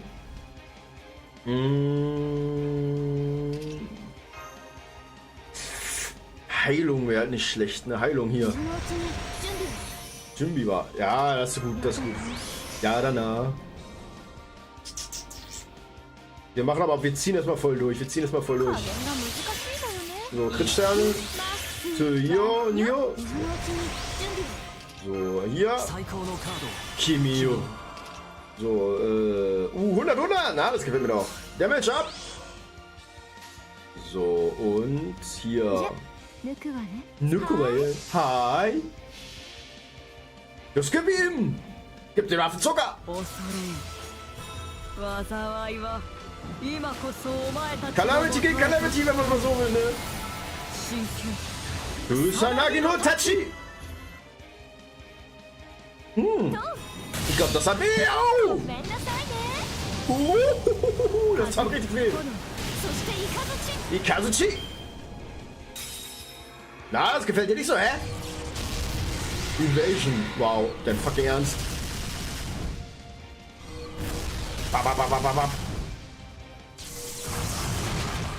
Oh, der kann doch Single-Target machen. Dragonswill, Alter. Was sagt ich denn? Event Reducer Ticket?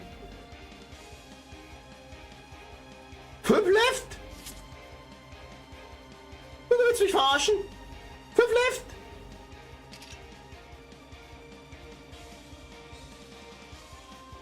Ich glaube, ich weiß, was ich da machen muss. Ich glaube, ich weiß jetzt, was ich machen muss. Ich muss nämlich Command Spell. Ist nicht, Mann. Nö, heute nicht. Heute nicht. Nochmal. Hi. Ist nicht. Ich ignoriere das fucking Event, Mann. Gleich nochmal. Kusanagi no Tachi. Koda. Weg damit. Ikazuchi, jetzt hat er nämlich noch 1. Und meine Attacken sind trotzdem voll durchgegangen. Oh, der kriegt immer weniger. Enemy Fly Object. Der war ab und... Oh, Invincible Break.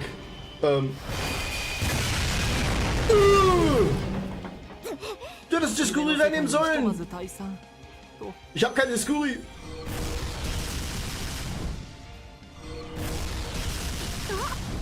So.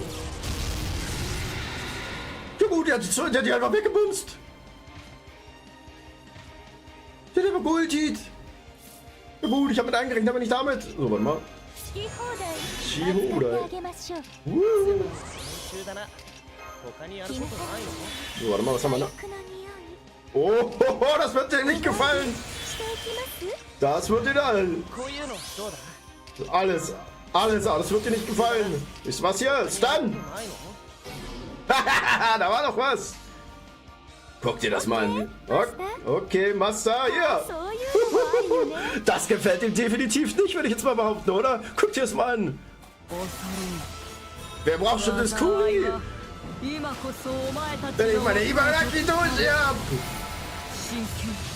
Kusanagi no Tachi. Gomen das eine. Guck dir meine Damage an, Mann. Wer braucht Diskuri, Mann? Das ist geil, also, oh, ich muss das dann.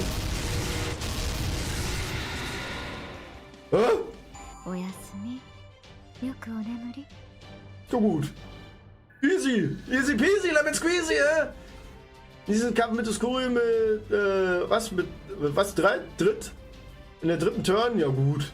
Aber du, ob jetzt eine Turn mehr oder weniger, ne? Ich habe mir ja nur am Anfang, habe ich halt einfach mit Merlin angegriffen, weil es sich einfach nicht gelohnt hat. Ich wollte erstmal gucken. Das ist halt, wenn ich voll durchgegangen wäre, hätte ich noch wahrscheinlich in der dritten besiegt, aber... Bam, bada, bam, da, da, dan, da, da, bam, bada, bam. Okay. Das war leichter als gedacht, ne? The Dragon is withdrawing. We haven't defeated it yet. Ja, ein bisschen war noch übrig. Damn it, we can't let it get away. We never get another chance. We have to finish it off now. No matter what, Engineer, give us more power. I can do that, but the boarders won't be able to handle it. It'll bend the whole ship out of shape, starting from a hole in our right flank. If our keel starts to warp too, the whole ship falls apart. Damn it, it's going to get away. We've only been more careful. Nee, ich denke mal nicht. Jetzt kommt. It's okay, Captain. Huh? But we don't have any means left to... Senpai is right, Captain. We don't have to go any faster. She won't be going anywhere. Britain's strongest knight is still standing on our bow. Ich muss nur noch 83 Millionen QP farmen für die Skills von Koenskaya. Oh, ja gut, das wird ja mal langsam. Langsam wird es immer weniger, hä? Kommst dem Ziel langsam immer näher, Stück für Stück. Aber ich spare momentan wieder. Ich denke mal, ich werde ab und zu mal rollen, wenn Koenskaya morgen oder Melusine wieder draußen ist. Aber ansonsten habe ich erstmal dieses restliche Jahr definitiv keine weiteren Rolls mehr vor. I thought you would be free once Morgan was defeated. I thought being a Tamlin was chaining you down. That's why I started Round Table Army. That's right,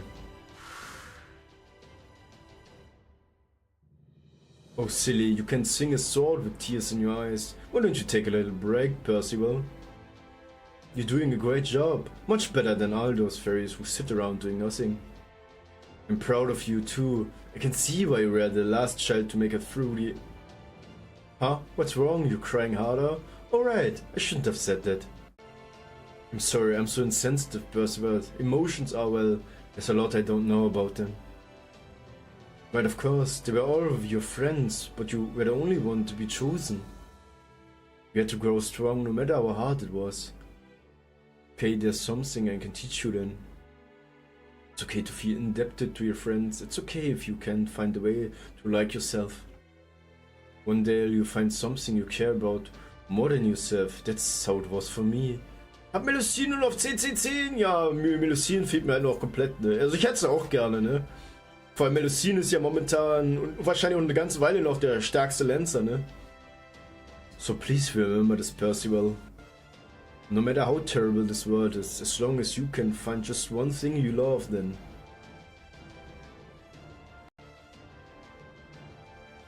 I know. I deceived a lot of people for that. Now it's time I got what I deserve. Hear me, Sacred Spear. O Spear of Selection, pass judgment on mine actions. Jetzt geht's los. But... 僕には戦う理由がまだ一つ残っている。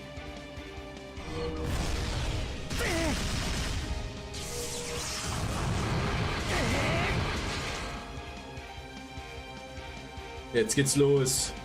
美しき妖精、醜き厄災を運命まで奪うのが愛だというのなら、それをこの槍で打ち砕こう。 Er hat sein letztes Mal die Lanze aktiviert. Er hat jene getötet, die er am meisten liebt, ne? Das Schicksal wäre einfach zu traurig für sie, ne? Und weg ist er. Auch er ist damit sozusagen nicht mehr da. The Spear of Selection pierced the heart of the dragon's corpse. Its strength utterly spent, it fell to the ground as the knight's body aged far, far beyond its years and crumbled to dust where he stood. The dragon fell, it witnessed the knight's final moments. Ah! Percival, Percival! Percival. My brother.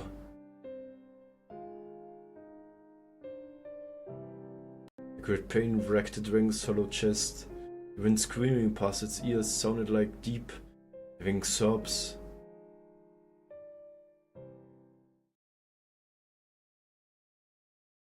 Oh Mann, ey. Sowas ist halt mega traurig, ey. Plum's Giant Hole East. Nächste Calamity, ja?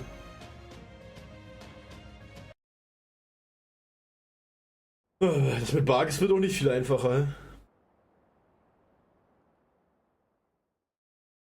Well done, my fellow Chaldeans, and you, Altria, cast of Britain.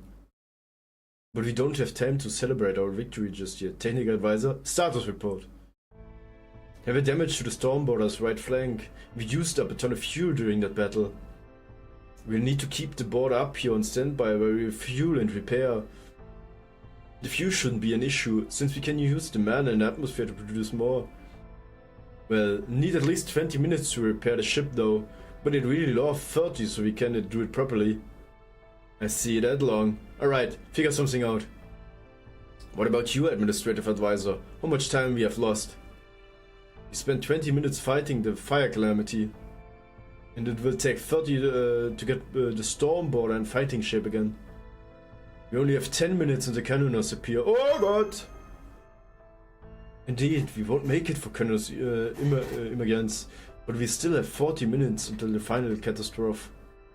More importantly, we have a solid chance of defeating him now. The issue is the other Calamity Barghest.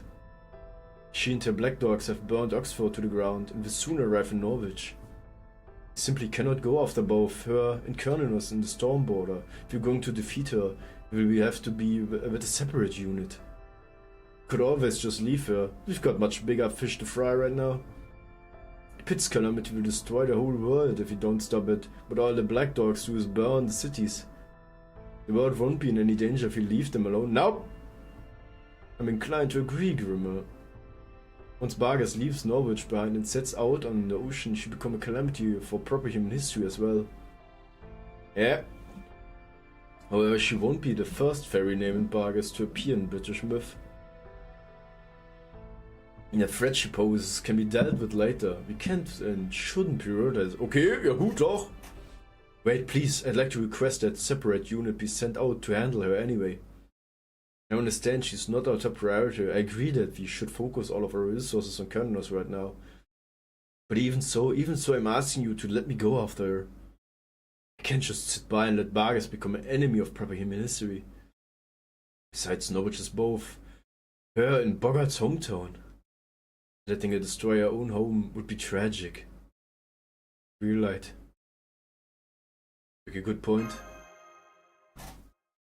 Do you think, Imoto? Meshkrelite is your personal servant. If you believe she can do this, I support your decision.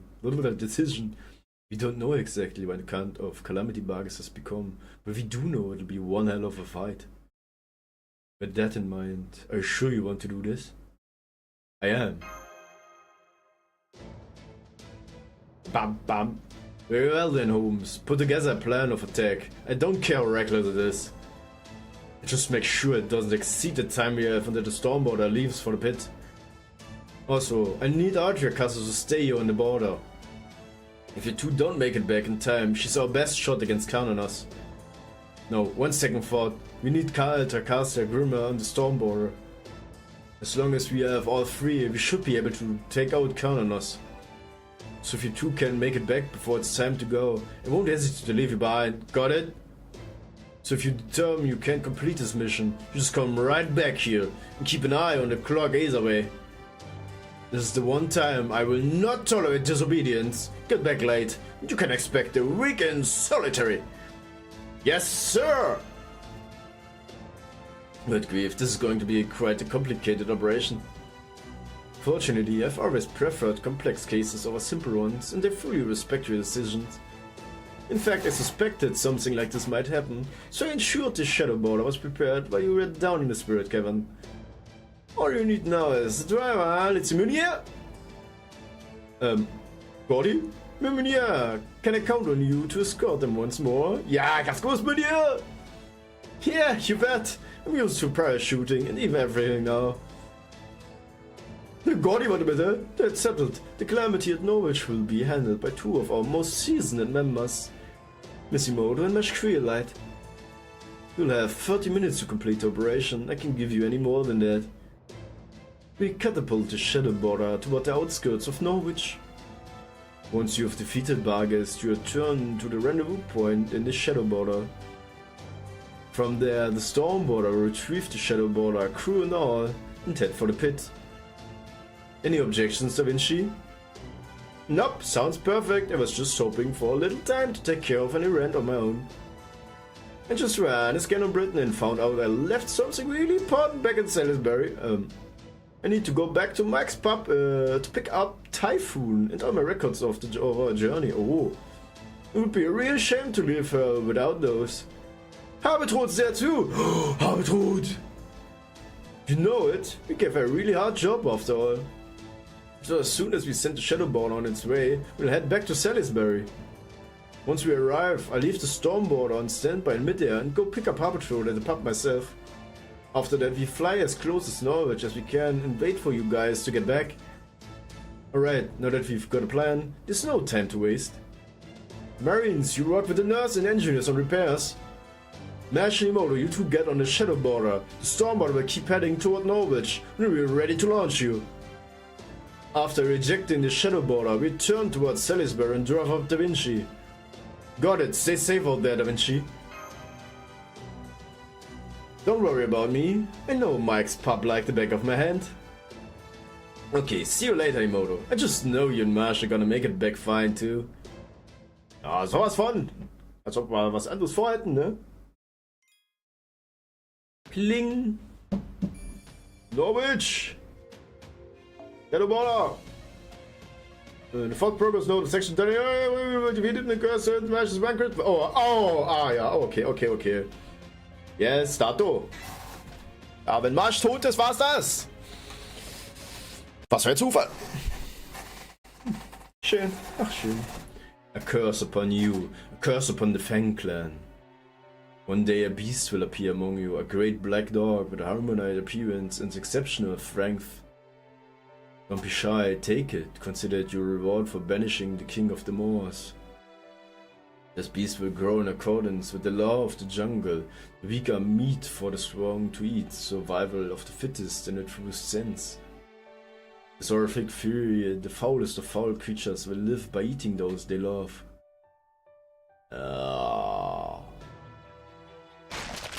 Arms!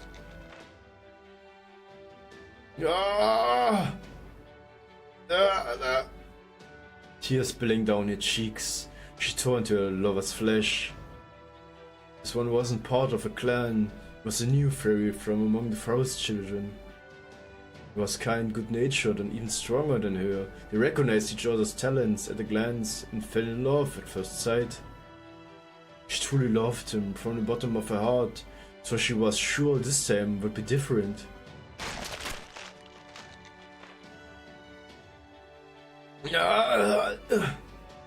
But her hunger couldn't be sated. Though she wept in self-loathing, the joy of eating, the taste of flesh in her mouth, the warmth of sliding down her throat, always worn out. Her lover's flesh was delicious, precious and horrific. It tasted all the better because her love for him had been genuine. It had been 400 years since her birth. Thanks to her meals mixing love, joy, grief and torment, her mind had shattered long ago. She thought about taking her own life every time she lost another lover, but always changed her mind. It would be so easy to die, but she knew that if she did, all her dread meals would have meant nothing. Her first predation had been Duke Foulweather. She only him to keep Rhythm safe. 8? After bringing his outstanding mystics into her own flesh, she fought the calamity herself. She was naturally driven to love those who were strong, so she could make their abilities part of herself. That was what survival of the fittest meant to her. Having lived her whole life, consuming those she loved, she could no longer die merely because she wanted to. Born naturally strong and raised as the clan's daughter, she knew she had a duty to fulfill the responsibilities she had stolen. As long as people placed their trust in the child of calamity, she knew she had to fight for justice more than anyone. That pride was the only thing holding her fractured heart together. But even that had reached its limits. Now Fairy Sorrel could have a right to live. Just as she had pulled out her horn and was about to tearfully end her own life. Hello? Who are you? Why are you crying? In the era of the High Queen 2002, she met a sickly human child.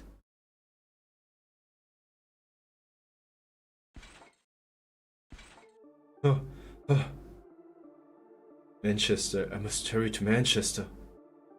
I must get Ferris there to Chaldea. I must give Adonis at least a little more time.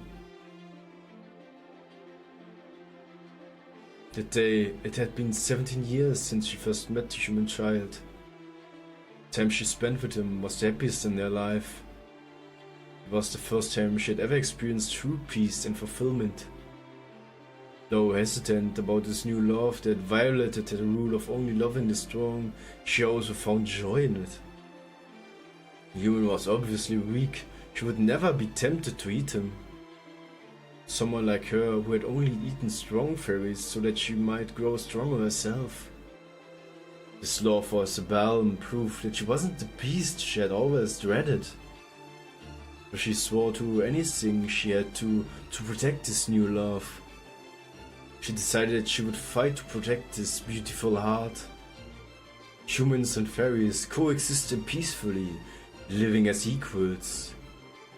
Even if such a thing may still be difficult for all of Britain, she thought she could at least make it happen in her own territory.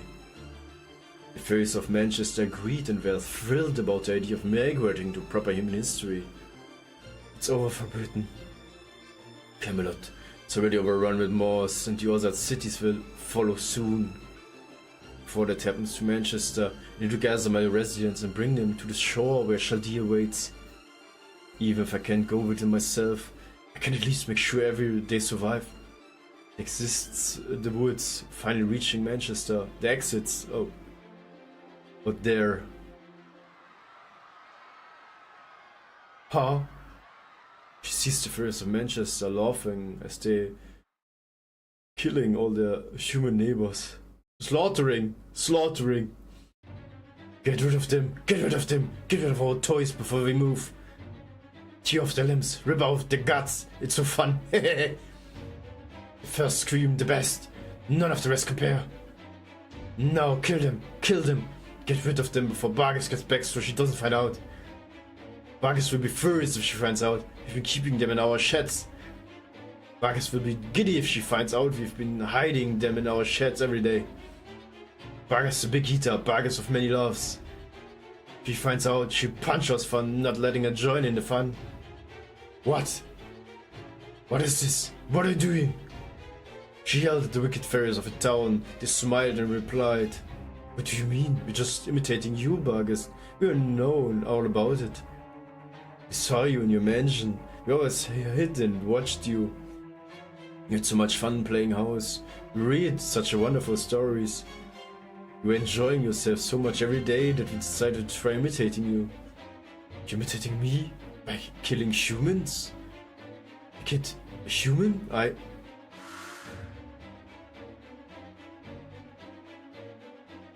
You treat him so kindly. You cared for him so tenderly.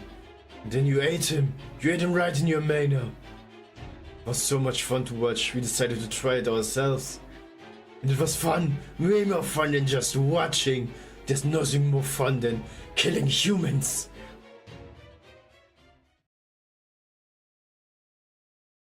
Uh-oh. Uh-oh.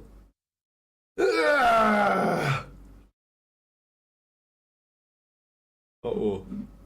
Uh-oh.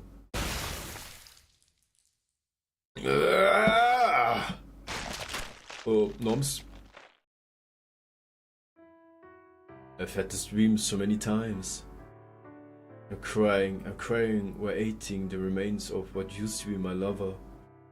Deswegen konnten wir ihn nicht sehen. Weil er schon tot war. Having another good cry, Bargest.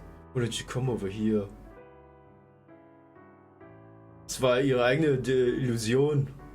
Damit sie sozusagen nicht total verzweifelt.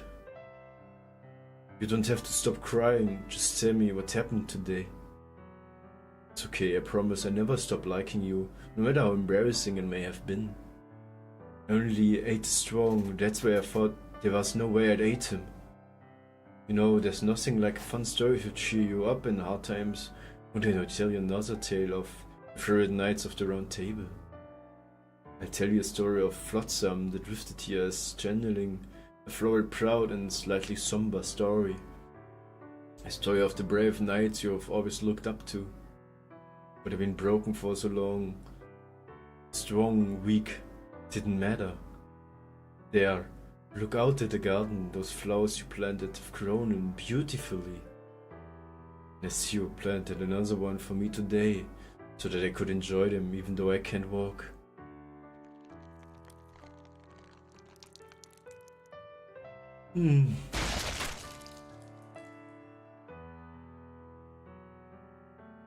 All I am is a horrible beast, a monster who only wants to eat those she loves. Uff, Alter, das ist so traurig, Mann. Going to end your life to atone for your sins. I know how you feel, but let's just take it easy. You're the most truly noble of fairies. You ending your own life would be a tragic loss. So let's make a deal, Bargest. It's still a little too soon for you to take on the curse.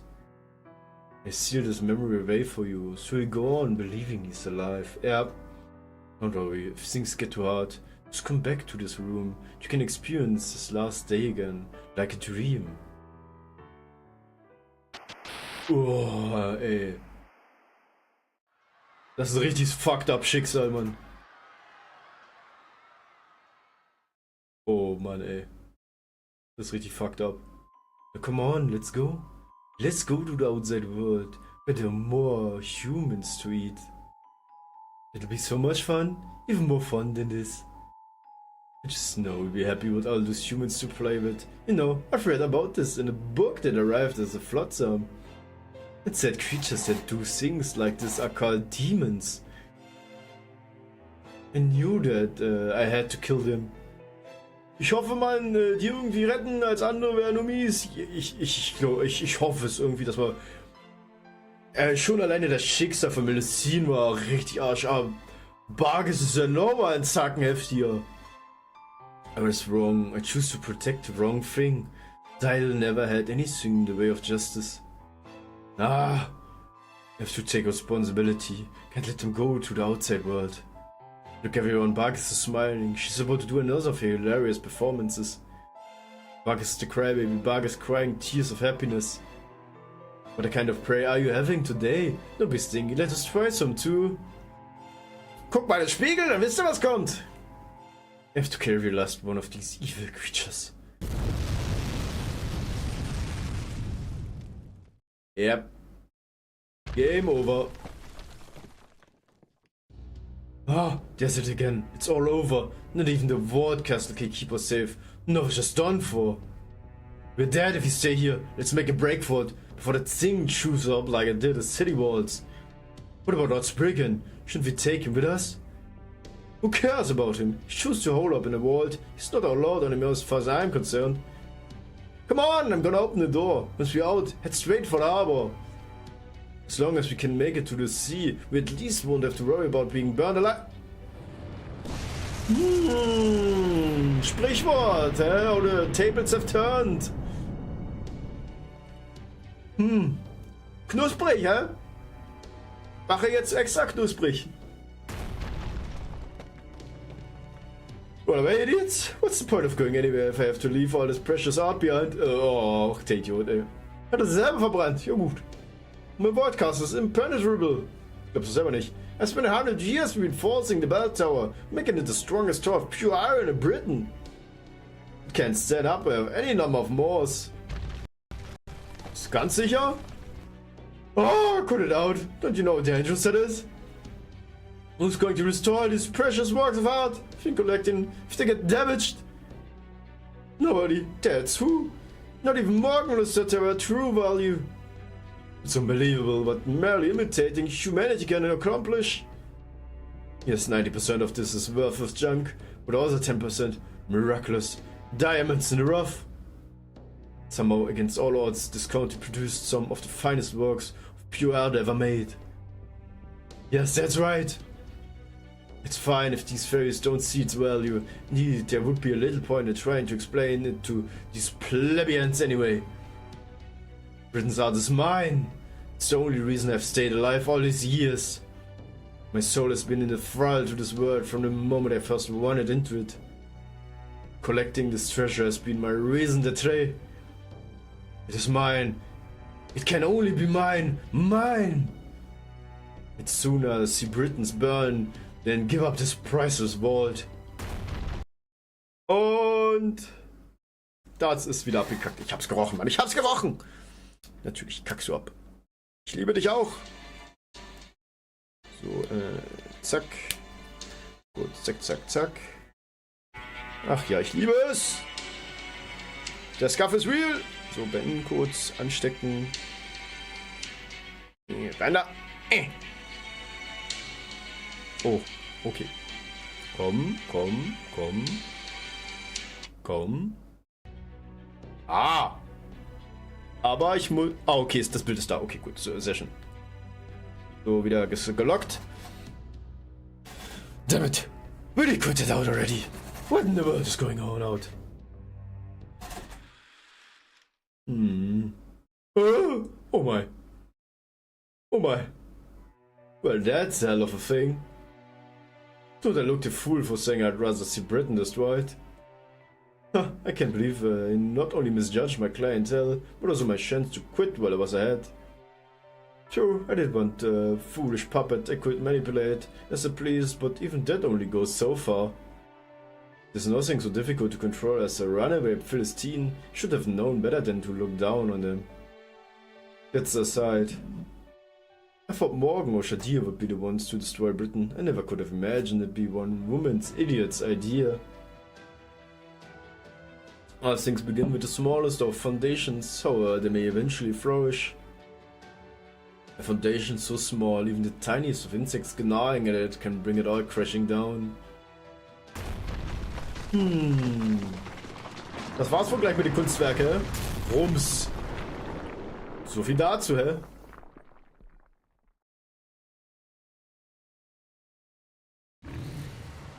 Hey, you doing? Hope you're having a blessing stream. Hello, LFG. Hey, Smokey, how's it going? Oh, okay, hat nicht weitergemacht. Yeah, hope you've also a great afternoon. Welcome, welcome. We have some more reading time to do, as you can see. And what did you do? Are you on work or are you on your free time right now? Work. Yeah, as the last time. Thank you. Yeah, no worries. Well then, at least I hope you can relax a little bit at work and enjoy the stream a bit. So yeah, enjoy your stay, I would say. Alright, we stuck the landing. No, just a stone's throw away. Hang on tight, I'm flooring it! Damn, it's so 1,000 degrees out there. Just like it was at Manchester. There's tons of black dogs out there too. Hell yeah! Before we get there, Emoto, let me just remind you of what Holmes said. From what we've known of your past battles with Barghest and what we saw of her in Manchester, it's safe to assume she can absorb the life force of any human with low magic energy resistance who gets too close to her.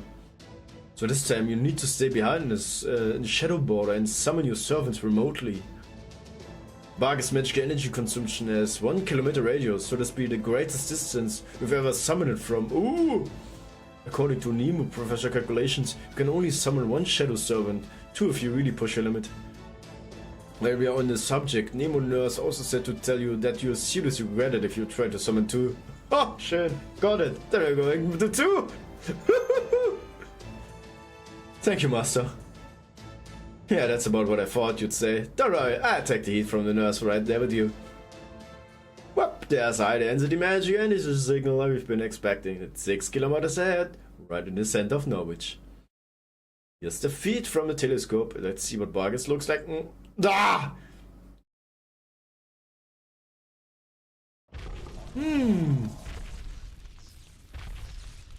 Nicht so gut, eh? She's over 40 meters tall. She's actually eating that lightning. We need a storm or to even stand a chance against a monster like that. Are you guys sure you want to do this? It's not too late to turn around, you know? Even Holmes said if worst comes to worst, we don't have to fight her. I'm sure. Please keep going. Please let me go to her. There's nothing to be afraid of. The old Bargus was much stronger. Seriously? Damn, this Bargus sounds like a hell of a gal. Fine. You sure about this too, right, Yimoto? Because we're coming up on the point of no return real fast now. Stay on course when you're a mash. Be careful. I will, master. Opening the hatch and casting leg enhancement spell. Now, here I go. Oh. Bam, bam. Ja. Bam. Auf jeden Fall, dich brauchen wir bestimmt zu 100%. Nehme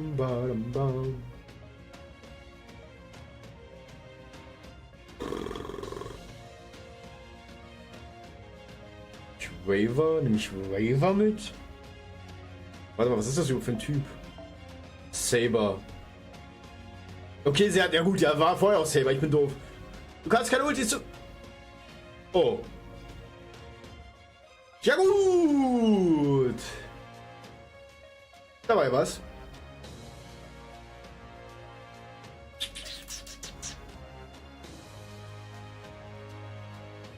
Auch mit Mash nicht? Das wird immer richtig lustig.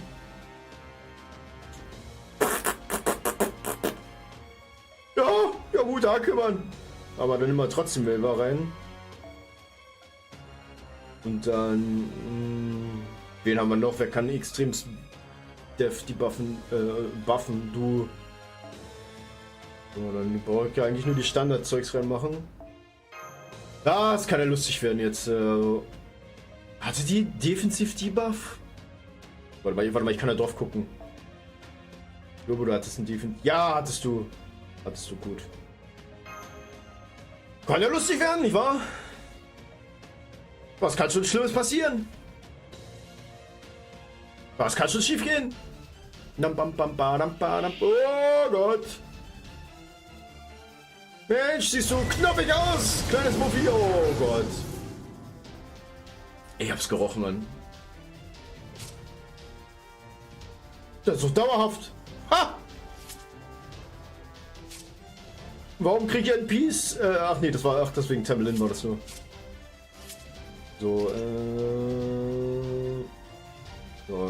die Duff, Alter, sei schon buff.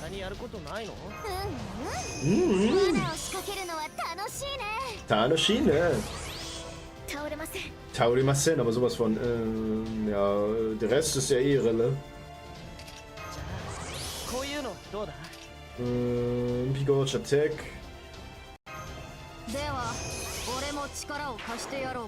Diadoka, so.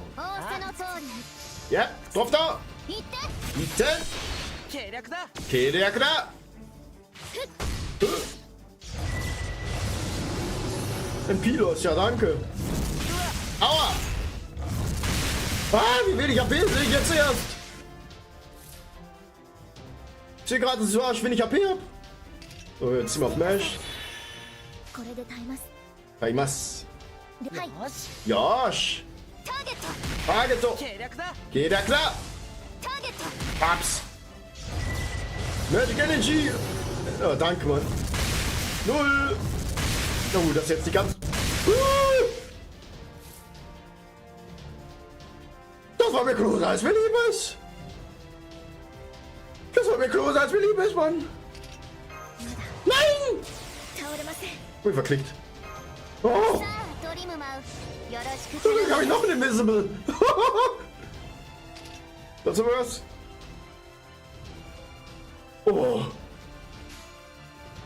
Ja, Alter, ich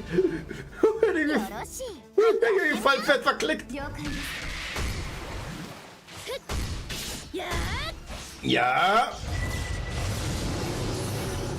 Na, ciao, ich geh am Arsch. Ja, bell mich nicht so an. Wuff, wuff, wuff. Ein HP.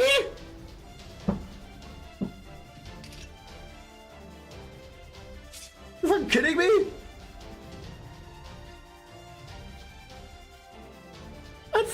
Oh, ich hab noch Invincible drauf. Ich hab noch Invincible. Ja.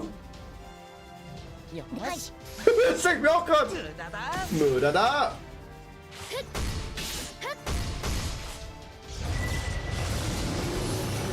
Schön mit einem HP, Mann. Und tschüss. Ah.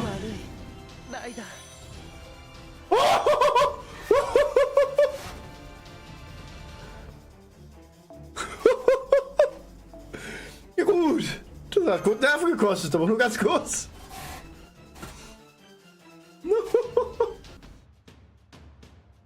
Holy. Weiter geht's. Auch nur ganz kurz. Das ist absolut nicht, dass ich gezittert hätte oder so. Oh, Noms, das hat sich nicht so gut angehört. Ja. Sag ich auch mal beim Tee eingießen. Ja. So. Ja. Come on, Nimero, pull it together. And you are pushing yourself too hard. Ich sehe es an dem Kampf eine Stunde. I've been following along to the monitor and there's just no way you can beat her. She's consuming enough magic energy to kill a mage easy. Ja, achso, du sahst den Kampf eine Stunde. Ja, ne? Ich weiß, du bist ja übelst verzweifelt. Hast mir erzählt. I'm gonna contact Mash and get her out of there. She doesn't stand a chance by us.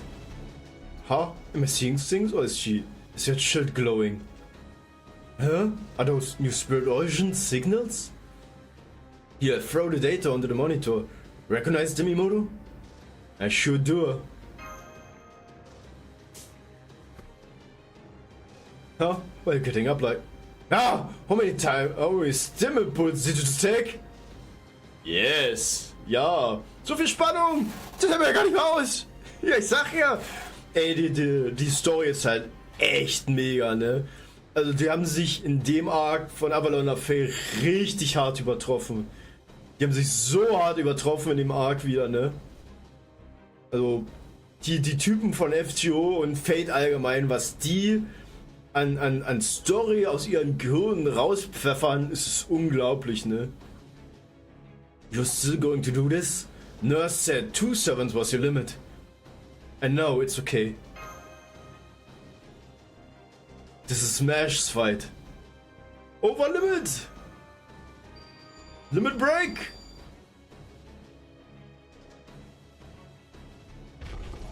Jetzt geht's los.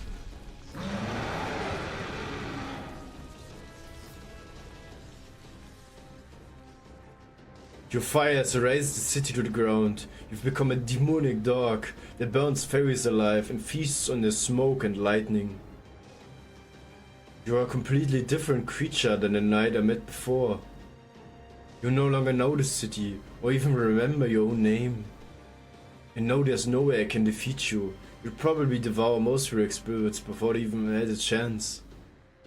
Even so, I can't let you win. Not here. There were fairies who looked up to you, fairies who want nothing more than to come back here. Do you see this shield? This is the shield of the heroic knights you once admired. Rob, Wack, Winky. They didn't put their faith in me just so I could give up now. A Mash Creelite, the Knight of Sheffield. I'm the Knight of the Round Table, who will banish the calamities and save Britain from its fate. Let's go!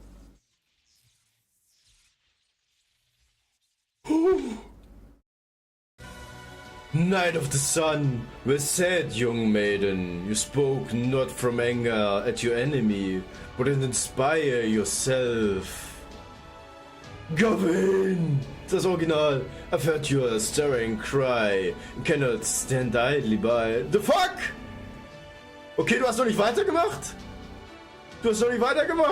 Fucking Gawain, komm zur Hilfe! I hope you can forgive my tardiness. Nö, ja gut. Would you permit me to join you on this battlefield, Lady Mesh? Das heißt, Gawain kommt als Grand Servant? Der muss ja, wenn er von alleine beschworen, das muss ja ein Grand Servant sein. Let's go. Lancelot!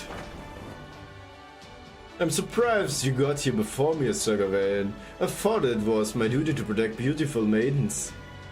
Geil, Alter, geil! Then again, it seems I was getting ahead of myself. The young lady clearly needs no escort.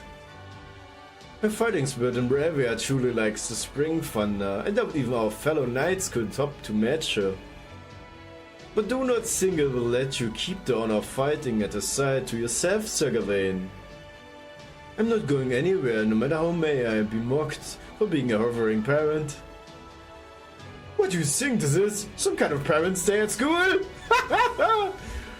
Ophelia, du weißt das ja eventuell nicht. Lancelot ist sozusagen vom spirituellen Sinne, vom ihr Spirit Origin Kern, ihr Vater. Weil sozusagen Lancelots Sohn war der Schildträger von dem oh Gott, jetzt ist der Name weg. Von dem Round Table. Oh, wie hieß er nochmal? Und Mesh hat sozusagen das Schild und den Spirit Origin von seinem Sohn geerbt. Deswegen jetzt dieses Wortspiel. I mean, what are you two doing here? I thought heroic spirit from human history couldn't be summoned to this Britain. So it would seem, but it appears we are a special case.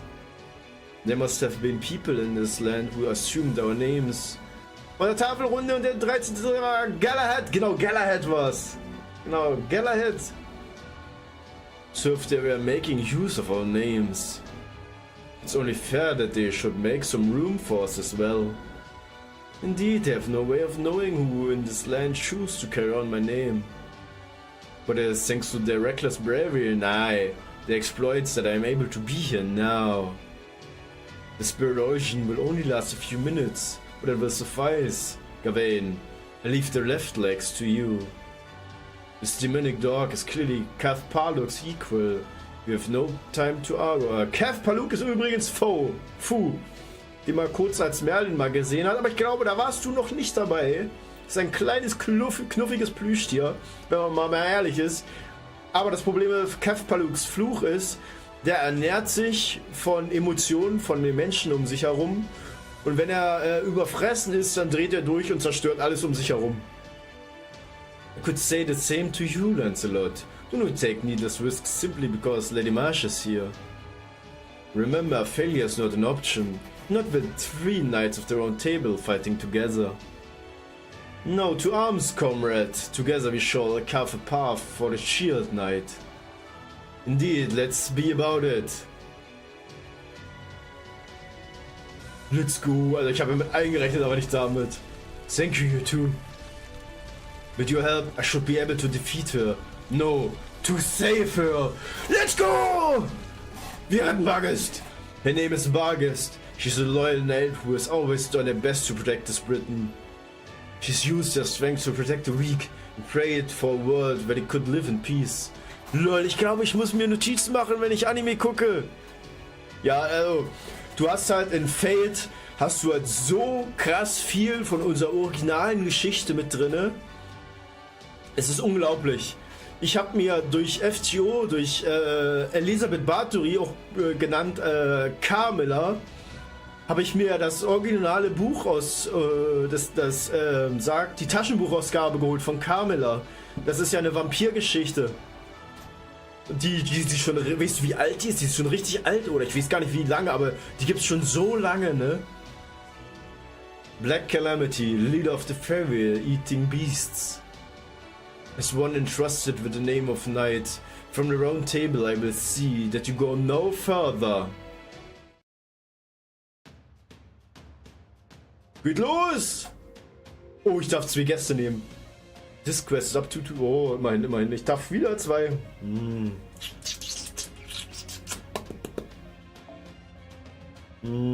Archer bräuchte ich nochmal. Habe ich eigentlich Archer? Ich habe keine Ahnung. Ich weiß halt nicht, wie ich rangehen soll an den Kampf jetzt von vornherein, ne? Sollte ich halt die unterstützen? Reichen die? Ich drück mir die Daumen, dass die reichen, würde ich jetzt einfach behaupten. Ich kann Castoria nehmen. Okay, das ist gut. Ich kann dich nehmen. Gut. Castoria kriegst du und du kriegst das. Kann ich könnte das Line-Up ändern. Ich könnte mich erstmal auf einen von beiden konzentrieren.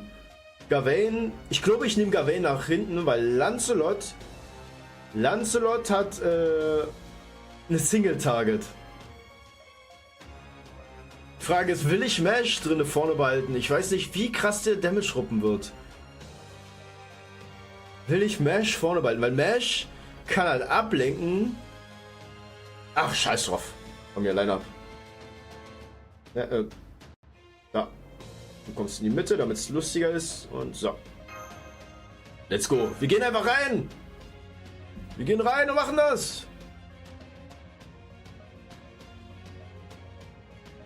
Aber da vollstes Vertrauen auf Lancelot. Lancelot hat die Lanze flott. Geht los! Calamity of the Beast. Bargest.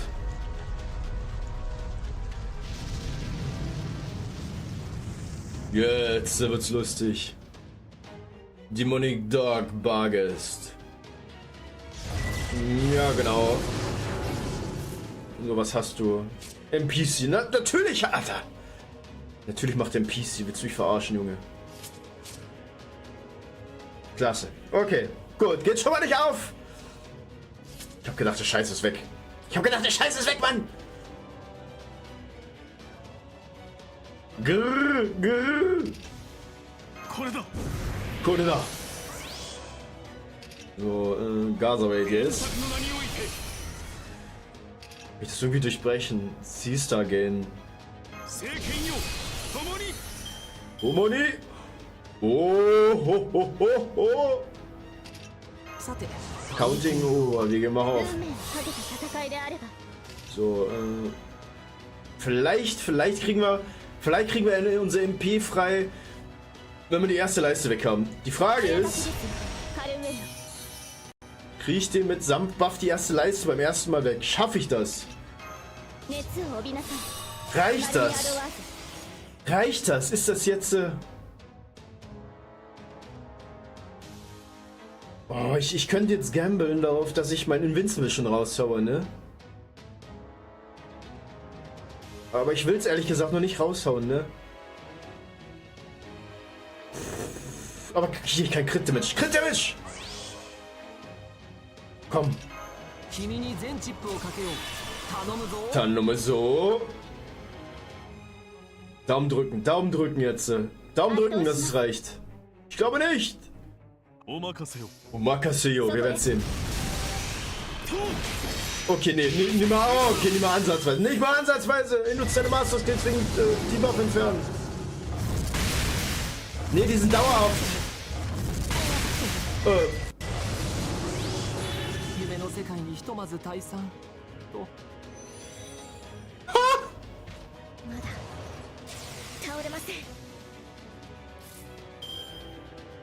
Vergessen? Versuchst du einfach mal, was war das? Poison, Curse, Burn. Ne, ist leider nicht dabei. Weder noch das Ei. Doch, Burn ist dabei. Ja gut, Burn. Ja gut, ein bisschen was weg, ne? Oh Gott. Status up. Defensiv hoch. Tauremasen.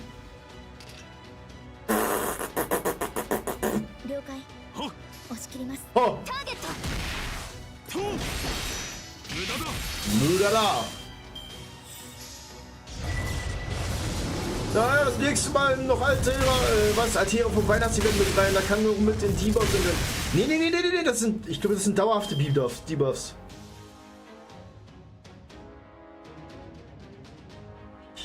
Guck mal, weil du hast keinen Timer. Guck mal, du hast keinen Timer. Das kannst du nicht wegbuffen.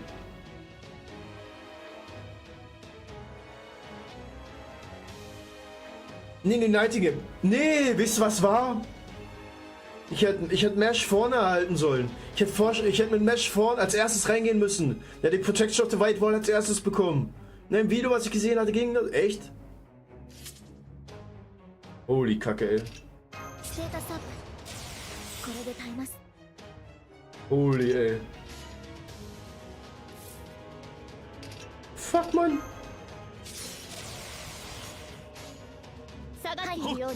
Jetzt bin ich mal spannend, ey.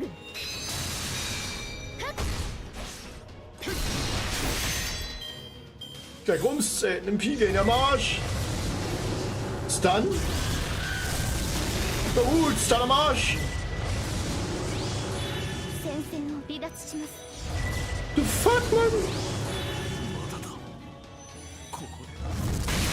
Am Arsch, Alter. Am Arsch.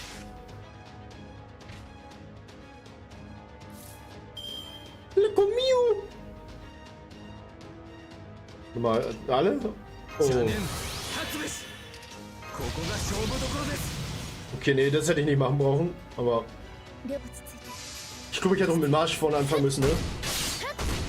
Wohl, so viel Damage macht es jetzt auch nicht. 50? Okay, ich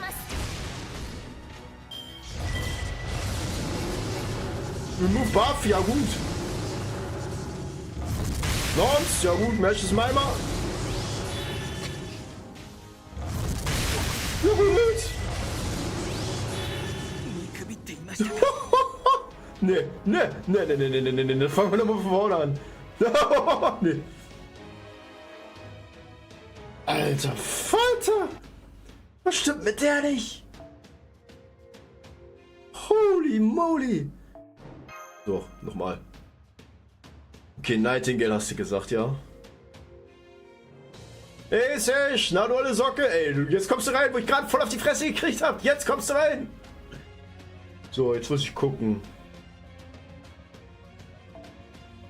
Nightingale, 80 HP Archer. Ja, HP sag ich schon. Archer, da! Jetzt muss ich mal kurz gucken, was ist der. Und Serge, was hast du bisher so Schönes getrieben? Und schön, dass du reinschaust. Ich hoffe, du hast auch einen schönen, spannenden Nachmittag. Ja, remove one buff for all enemies. Remove one debuff.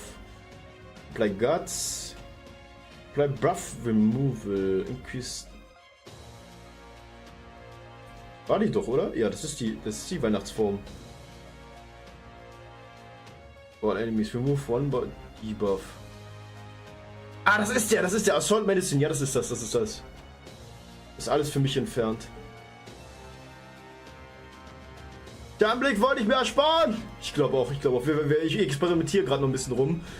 Weil alter Falter ist der Boss gerade hart. Also vorher, der Albion, das war ja richtig easy, aber das jetzt? Aber... Warte mal, die Frage ist... Soll ich den doch lieber einen Archer reinnehmen? Die ist ja Archer, ich bin doof, Mann! Die ist ja Archer, dann... Wisst ihr was? Dann nehme ich Gawain vor. Gawain hat ja... Line-Up. Ich kann ja eh nicht ultien. Deswegen ja! Ich kann ja eh nicht ultien, aber Gawain hat einen Party-Buff. Genau. Let's go. Das machen wir jetzt. Das machen wir jetzt!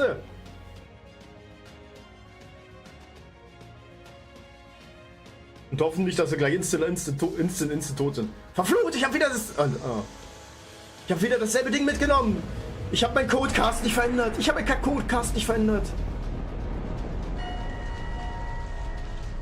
meinen Codecast ändern sollen. Wenn ich da jetzt verrecke, ne? Ha!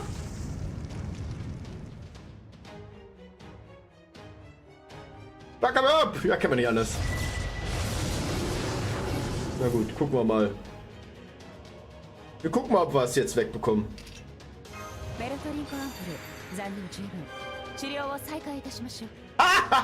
Geht nicht weg! Von wegen, der lässt sich runternehmen! Nee, ist nicht drin! Ich hab's dir gesagt, das sind dauerhafte Buffs! Nun ja! Wir tun mal so, als hätte Juri nichts gesagt. Aber wir haben Archer, vielleicht, ne?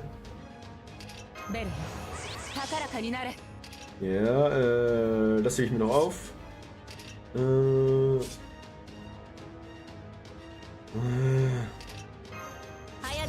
Ich will nur helfen, ich weiß.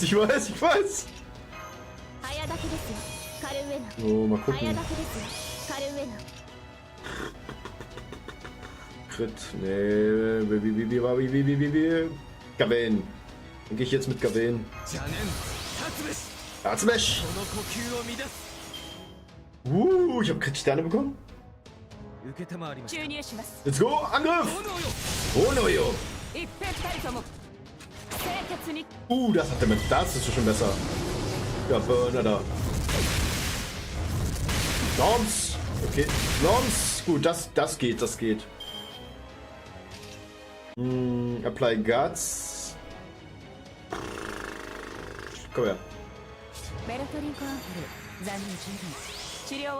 Peace Strength hilft mir gerade. Oh, kacke, ich hab mich übersehen. Ich hab gedacht, ich habe jetzt eine Dreier-Combo in Nightingale. Ich hab gedacht, ich habe eine Dreier-Combo in Nightingale, aber ich habe mich verguckt.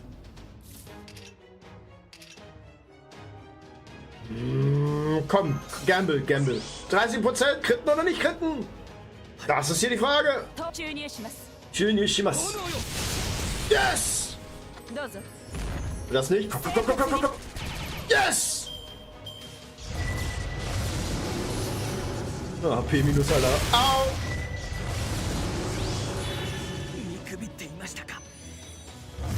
Dogs!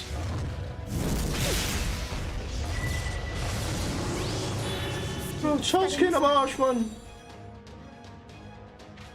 Lancelot hat die Lanze flott! So, ich muss jetzt aber Target und Invincible auf mich machen. So, für die anderen noch defensiv hoch. Tauremasen. Ach, schade. Ja. Wurde da. Und warte mal, da krieg ich Sterne. Yes.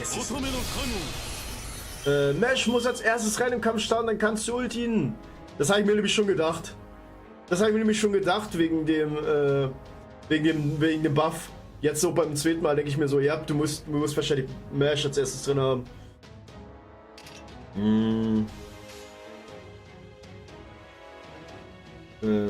Greif mal Mesh an.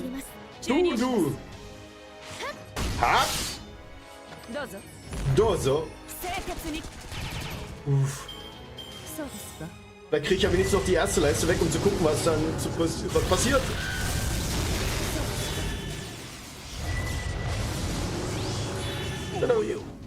Oh, jo. Genau. Immobile, ja danke. Warte mal, Arsch. Krieg ich die erste Leiste durch? Ich krieg nicht mehr. Oh Gott. Nö. Wie will ich Damage machen? Oh wow, Kurz ist gestorben.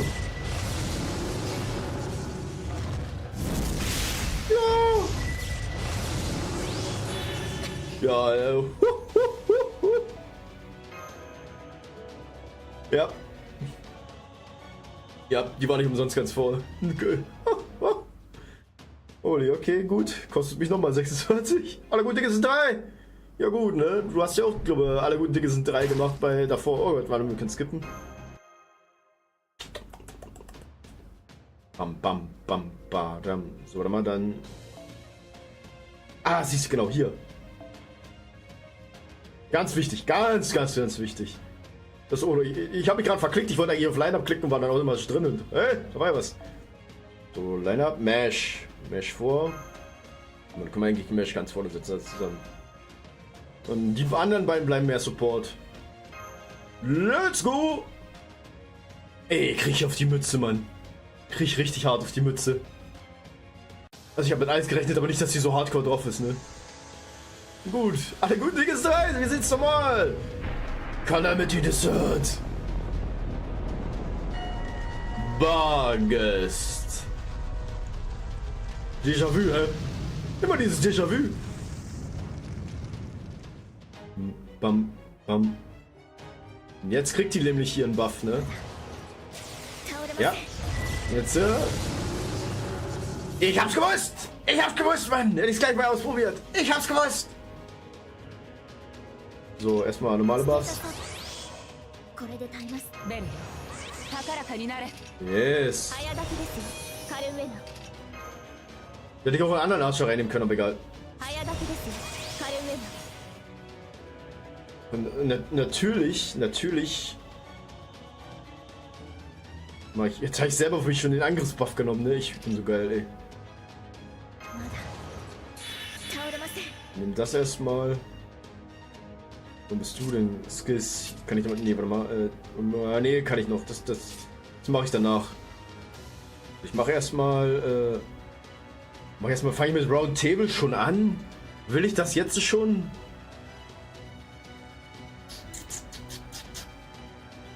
Ich glaube nicht. Ich glaube, ich will das noch nicht. Laps!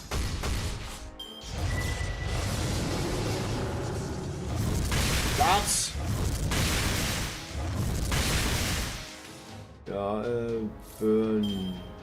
Der hat auf sich selber auch Burn, lustigerweise.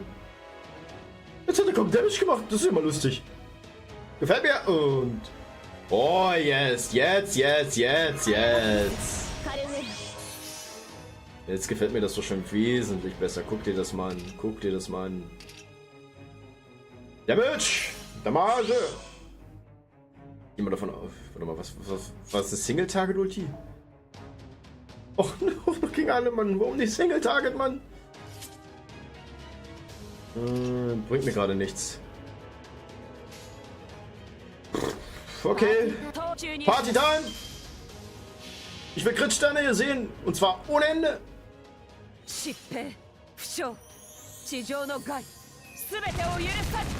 Ja, schießt erstmal mit den Pillen. Merry Christmas, ja, Marsch, Mann.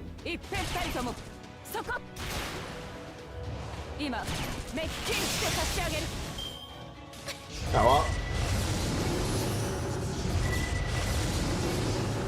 Okay.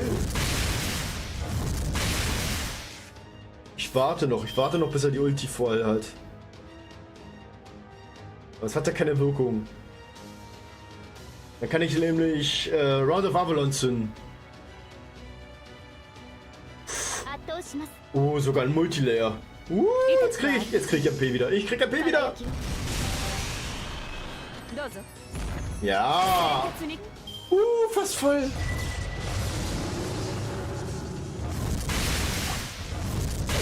Na, 200 kommt noch hinten. Okay, dann nicht. So, jetzt wird's lustig. So. Wir machen erstmal Lord of Camelot, Round Avalon und dann holen wir uns noch die restlichen 3%. Let's go.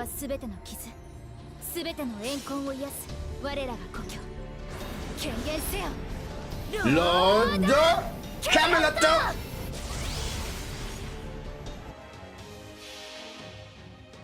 Let's go!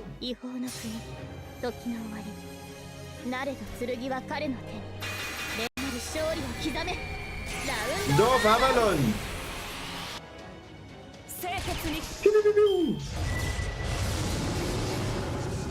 Okay, so viel dazu! Aua! So viel dazu!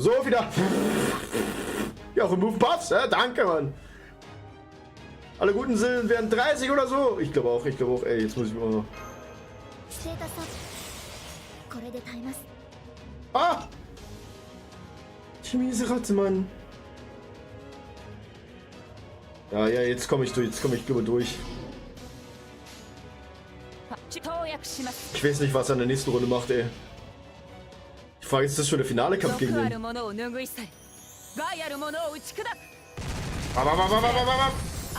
Wie, das killt den jetzt nicht, ne? Wie, das killt den jetzt nicht, ne? Oh, yes, yes, hat gekrittet! Oh! Nice! Ich hoffe, habt ihr nicht umsonst gestunt jetzt. Remove! Ach komm schon, Mann. Wait. Ist das? Was ist das? Was? Increase Death Resistance?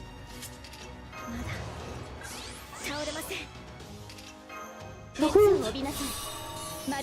P-Gain, ganz wichtig. Nummer. Hier.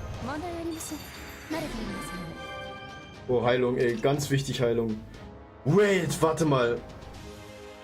Wenn ich jetzt Marsch nach hinten nehme, der Buff bleibt ja auf sie effektiv. Die müsste ja eigentlich auch aus der Backrow funktionieren. Ist das jetzt die Idee? Jurik, ist das jetzt die Idee? Ist jetzt die Idee, dass das aus der Backrow funktioniert?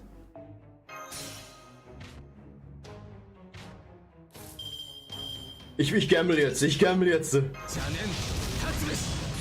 Tatsächlich.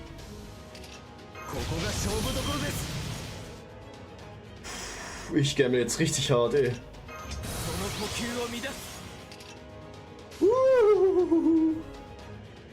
Will ich lieber voll Crit gehen, dass ich mehr Crit-Sterne in nächste Runde habe? Ich glaube schon.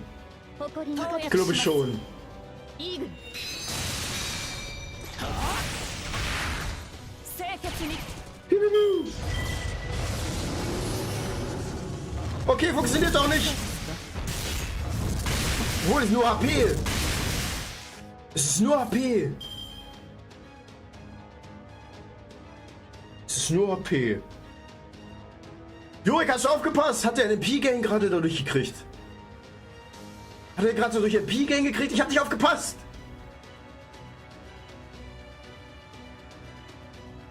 Ich hab nicht aufgepasst, Mann. Warte mal, wisst ihr was? Sri, bitte wird die Runde mit Ray. Ja, gut.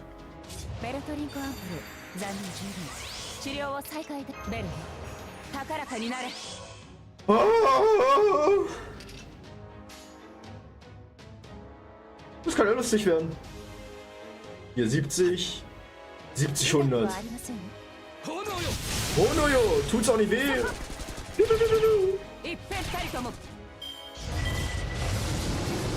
Burn, remove, fire, gut. Okay. Gut. Läuft gut. Es war eine gute Idee, es war eine richtig gute Idee, Mash nach hinten zu nehmen. Ich glaube, das rettet mir gerade richtig hart den Arsch, ne? So, ich sollte aber jetzt, falls er die angreift, Invincible, ich muss die so hoch HP wie möglich halten. Party Time! Shippe. Und ganz wichtig, ich muss auf Cooldown. Ich muss den Skill-Steal von der auf Cooldown halten, weil das heilt mich. Komm. Sakin, Mekin, Fukin. Ach ja, die war's weg, ne? Und so. Stun! Auf dein fucking Ernst! Wait!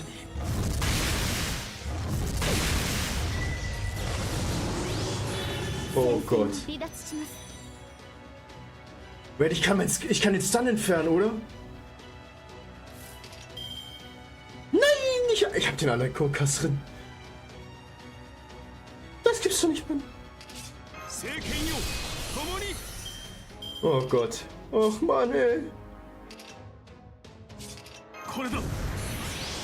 Koreda. Ach, warum, Mann? Warum musst du Stun drauf haben jetzt? Komm, mein Guts ist noch drauf, ne? Oh, mein Guts hab ich gerettet.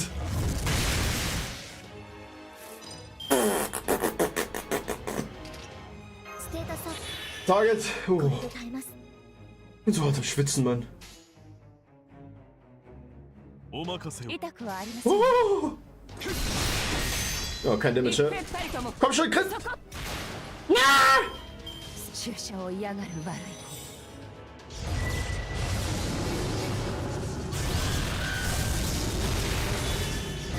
Der kann ernst! Der kann ernst! ここで Ja, alle gute diese 4. Okay, ich muss da anders rangehen. Oh gut, ich habe nicht genug Ausdauer. Ich frage mich nur warum. Ich frage mich nur warum, Alter. Das gibt's doch nicht, Mann. Skip. Ich nehme Single Target. Ich nehme jetzt einen anderen Server. Das ist zwar mit dem Guts ganz nice.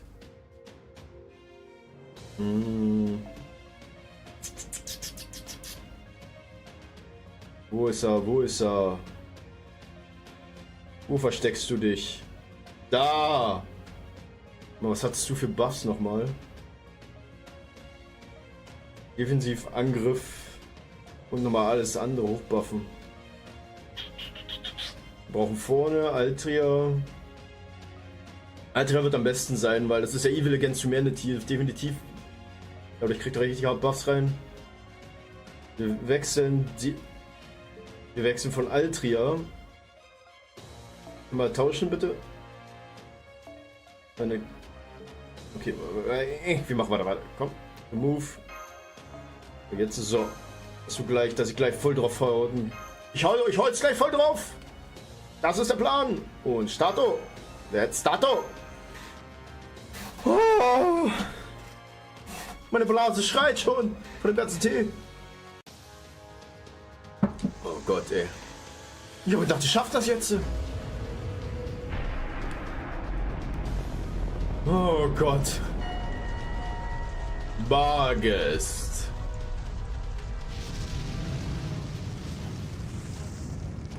Bam, bam, bam.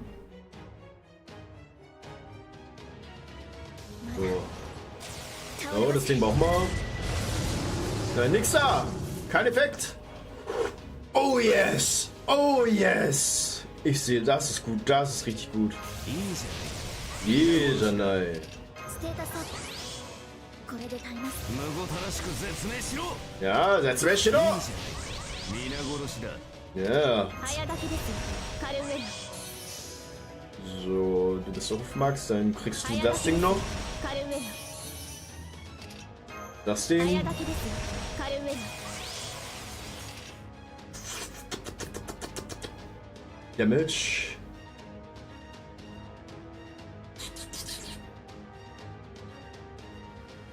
Hat er gleich Instant geultet eigentlich danach? Ich bin mir nicht mehr sicher. Ich glaube nicht. Aber ich zieh mal den oder? Ja komm, ich zieh den Damage auf mich. Auf Mash. 倒れません。 Tauremasen. 魔力を回す。 Let's go! Damage! Das Gute, ich hab den glaube auf MP3 oder MP4. Und das ist ein Single-Target-Ulti! The Prey. Limite. Los du! Guck mal, sieht doch gleich ganz anders aus. Sieht doch gleich ganz anders aus, Mann. Yes! Wieder auf 90%. Natürlich Remove Buffs, Alter. Willst du mich verarschen, Junge?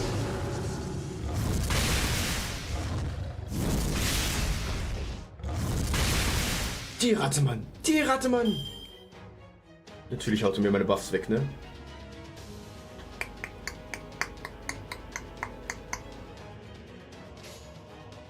Boah. Ich zünde gleich. Zünde es am besten gleich. 始め。 Dann dich, dass wir gleich noch Co kriegen und zack. 再始めします。 Ich hab mir eh meine Buffs geklaut, da ja. 最後の竜は我がのね。集い。円卓の守護者たち。ラウンド So, genau die. Achso, sie sind doch noch da, Alter. Verarschen. つまらん。 Zimmer an! Komm, krieg. Yes! Ihr kriegt Trott, Leute! Ich darf im Charge gehen!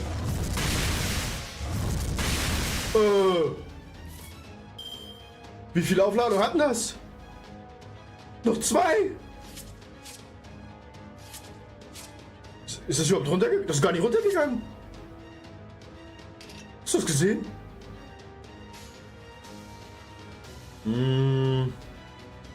Hier, komm. 新名下がっているようなんですよ。私は最悪の席にそれは全ての傷 Wohl, nee, ah, 全ての栄 nein! 光を癒す我ら Der frisst so meine Buffs jetzt eh wieder. ロードキュ Kamerato! Obwohl, warte mal, nee, der hat's noch nicht, oder? Ja, oh Gott sei Dank.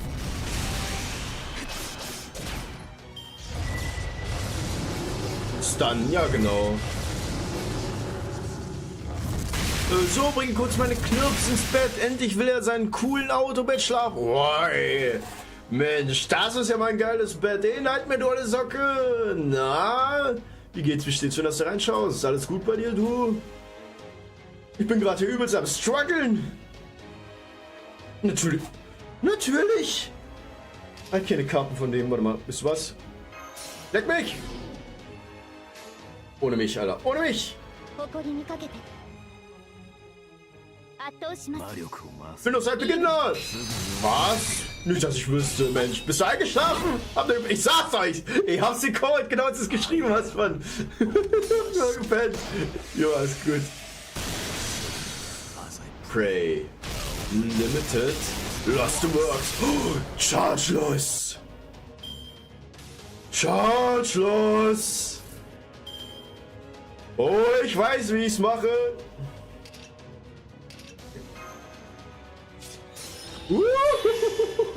Ich weiß, wie ich's mache. Mario Kumar. Gleich wieder Charge weg. Wozu habe ich meine Command-Spells, wenn ich sie nicht benutze, nicht wahr? Unlimited Lost Works. Yes, Break. Zu mal an. Pass auf, jetzt füllt er sich instant wieder auf. Ich würd ja lachen, ey. Wie ist aber so geil? 19 Crit-Sterne. 3,5. Ich hab's gewusst. Aua! Oh.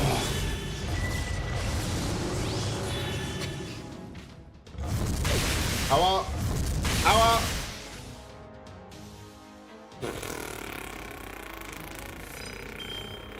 Weil Def die Buff halt nur drauf an. Setz mich doch! Ja, oh.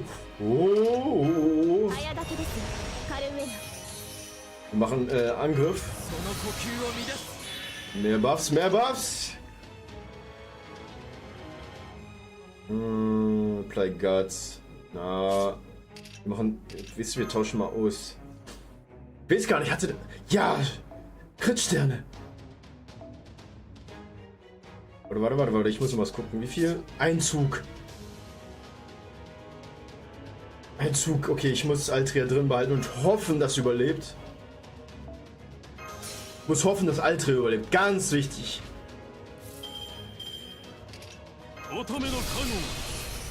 So, mehr Crit-Sterne. 39! Sieht gleich viel besser aus. Was haben wir hier? Against these touch, turn increase critical strength for yourself. Ja, das kritische Sterne interessiert mich jetzt nicht. Kritische Sterne, für selber. Oh ja, fast vergessen. Release Noble Phantasm!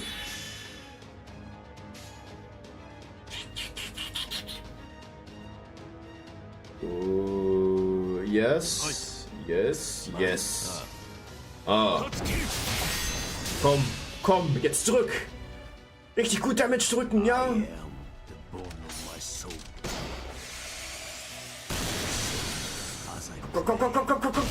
Limite. Oh, nee, das hat nicht viel. Oh, das ist nicht so viel. 78. Oh, gekrittet. Ja, gut, war 100%. Ja, was soll ich da erwarten, ne? Komm.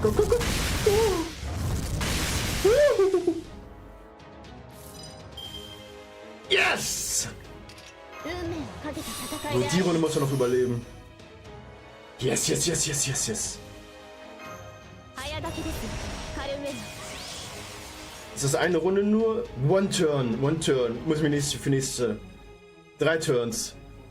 Komm, Bagas, gewinnen! Nee. いいじゃない皆殺しだ Wieder gute Shida. So.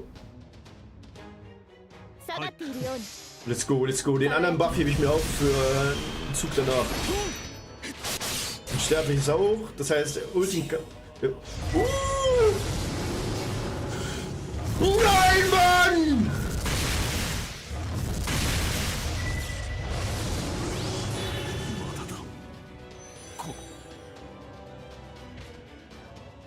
Der Fick hat mich gestunt!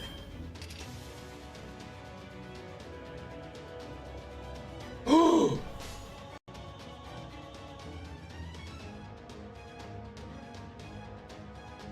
Wait. ありえざる妖精の王よ Ich teste jetzt was aus. Das geht nicht, aber der ist doch vorher dran. Mann. 黄昏の時を再び Oh Gott, ey. Chain Error. 最後の島罪の都最後の竜は我が胸に集う Boah, das willst du mal spannend machen oder was soll denn? ラウンド・オブ・アバロン Ja, okay, guck mal, jetzt wird's mehr, wenn du mich jetzt killt. 200%, ey. Komm, überlebe.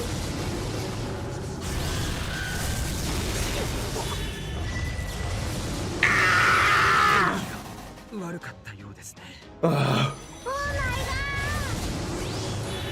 気を疲れました Das gibst du nicht. Das gibt's doch nicht, Mann! Muss ich erst einen fucking Quartz verwenden? Ey, das gibt's doch nicht. Dann muss ich echt einen Kack-Quartz verwenden. Leck mich! Leck mich am Arsch, Mann! Ey, wäre der Drecksmann nicht gewesen! Das lief perfekt! Das fucking Ding lief perfekt, weißt du? Und dann kommt der Kackstan! Ey. 倒れません Ey, das Vieh kann mich mal sowas von kreuzweise, weißt du? 魔力を回せ Wisst ihr was?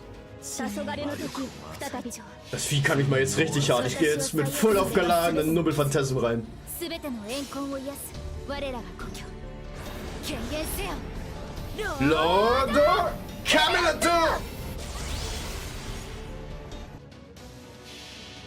Ey, das miese Drecksding, ne? 最果ての島罪の都最後の Das 竜は miese 我が Drecksding. 胸に集う円卓の守護者たち Round of Avalon! So, und jetzt aber. Mach dich weg! I am the bone of my soul Babs! as I pray Limito! Lost to Works! Overkill! Oh Gott sei Dank, ey. Jo. 先に進みましょう円卓の大戦の後に取っておきます Ja, danke, Mann. Am Arsch. Einfach nur am Arsch. Muss ich jetzt echt nutzen. Oder eigentlich ja ohne Circwärts da durch. Das hat genau gepasst, sag ich dir. Das hat genau gepasst, ne? Richtig frech vom Borges. Richtig frech. Aber wir müssen jetzt Cliffhanger machen. Wir müssen jetzt einen Cliffhanger machen. Die Blase ruft. Cola Patatori auch noch. Und Frühschicht, ja. Morgen haben wir dann ein bisschen länger Zeit. Da können wir ein bisschen länger dann streamen. Und ja. Da drüben. Richtig frech, oder? Nur weil der Nightmares gecallt hat. Du hast sie gecallt. Du hast Plot Armor gegeben. Du hast fucking Plot Armor gegeben. Weißt du, wie frech das ist? Weißt du, wie fucking frech das ist, wenn du davon keinen Clip jetzt machst noch, ne? Dann fresse ich einen Besen, Alter. Wenn du davon keinen Clip machst, dann fresse ich einen Besen, sag ich dir, ey. So gut. Gut, ne? Aber wir suchen uns in Zieh zum Raiden aus, ne? So, wer ist denn alles da? Ach, guck mal, das Sash. Das passt doch, oder? Dann gehen wir zum lieben Sash rüber. So, der ist auch gerade genau mit 8 Leuten unterwegs. Weißt du mal, wie bei Clip funktioniert? Auf die Clip-Funktion, sieh mal bei Twitch, haben sie doch jetzt reingemacht. Nur wenn du auf den Bildschirm gehst, hast du doch, mal. Hast du es gefunden oder geht das mit der... Ich weiß nicht, du bist ja mit der App drin. Warte mal kurz, wenn ich auf meinem Bildschirm... Ja, du siehst, da hast du wie so ein Clip-Symbol. Clip erstellen. Wenn du auf den Bildschirm gehst, müsste hochploppen.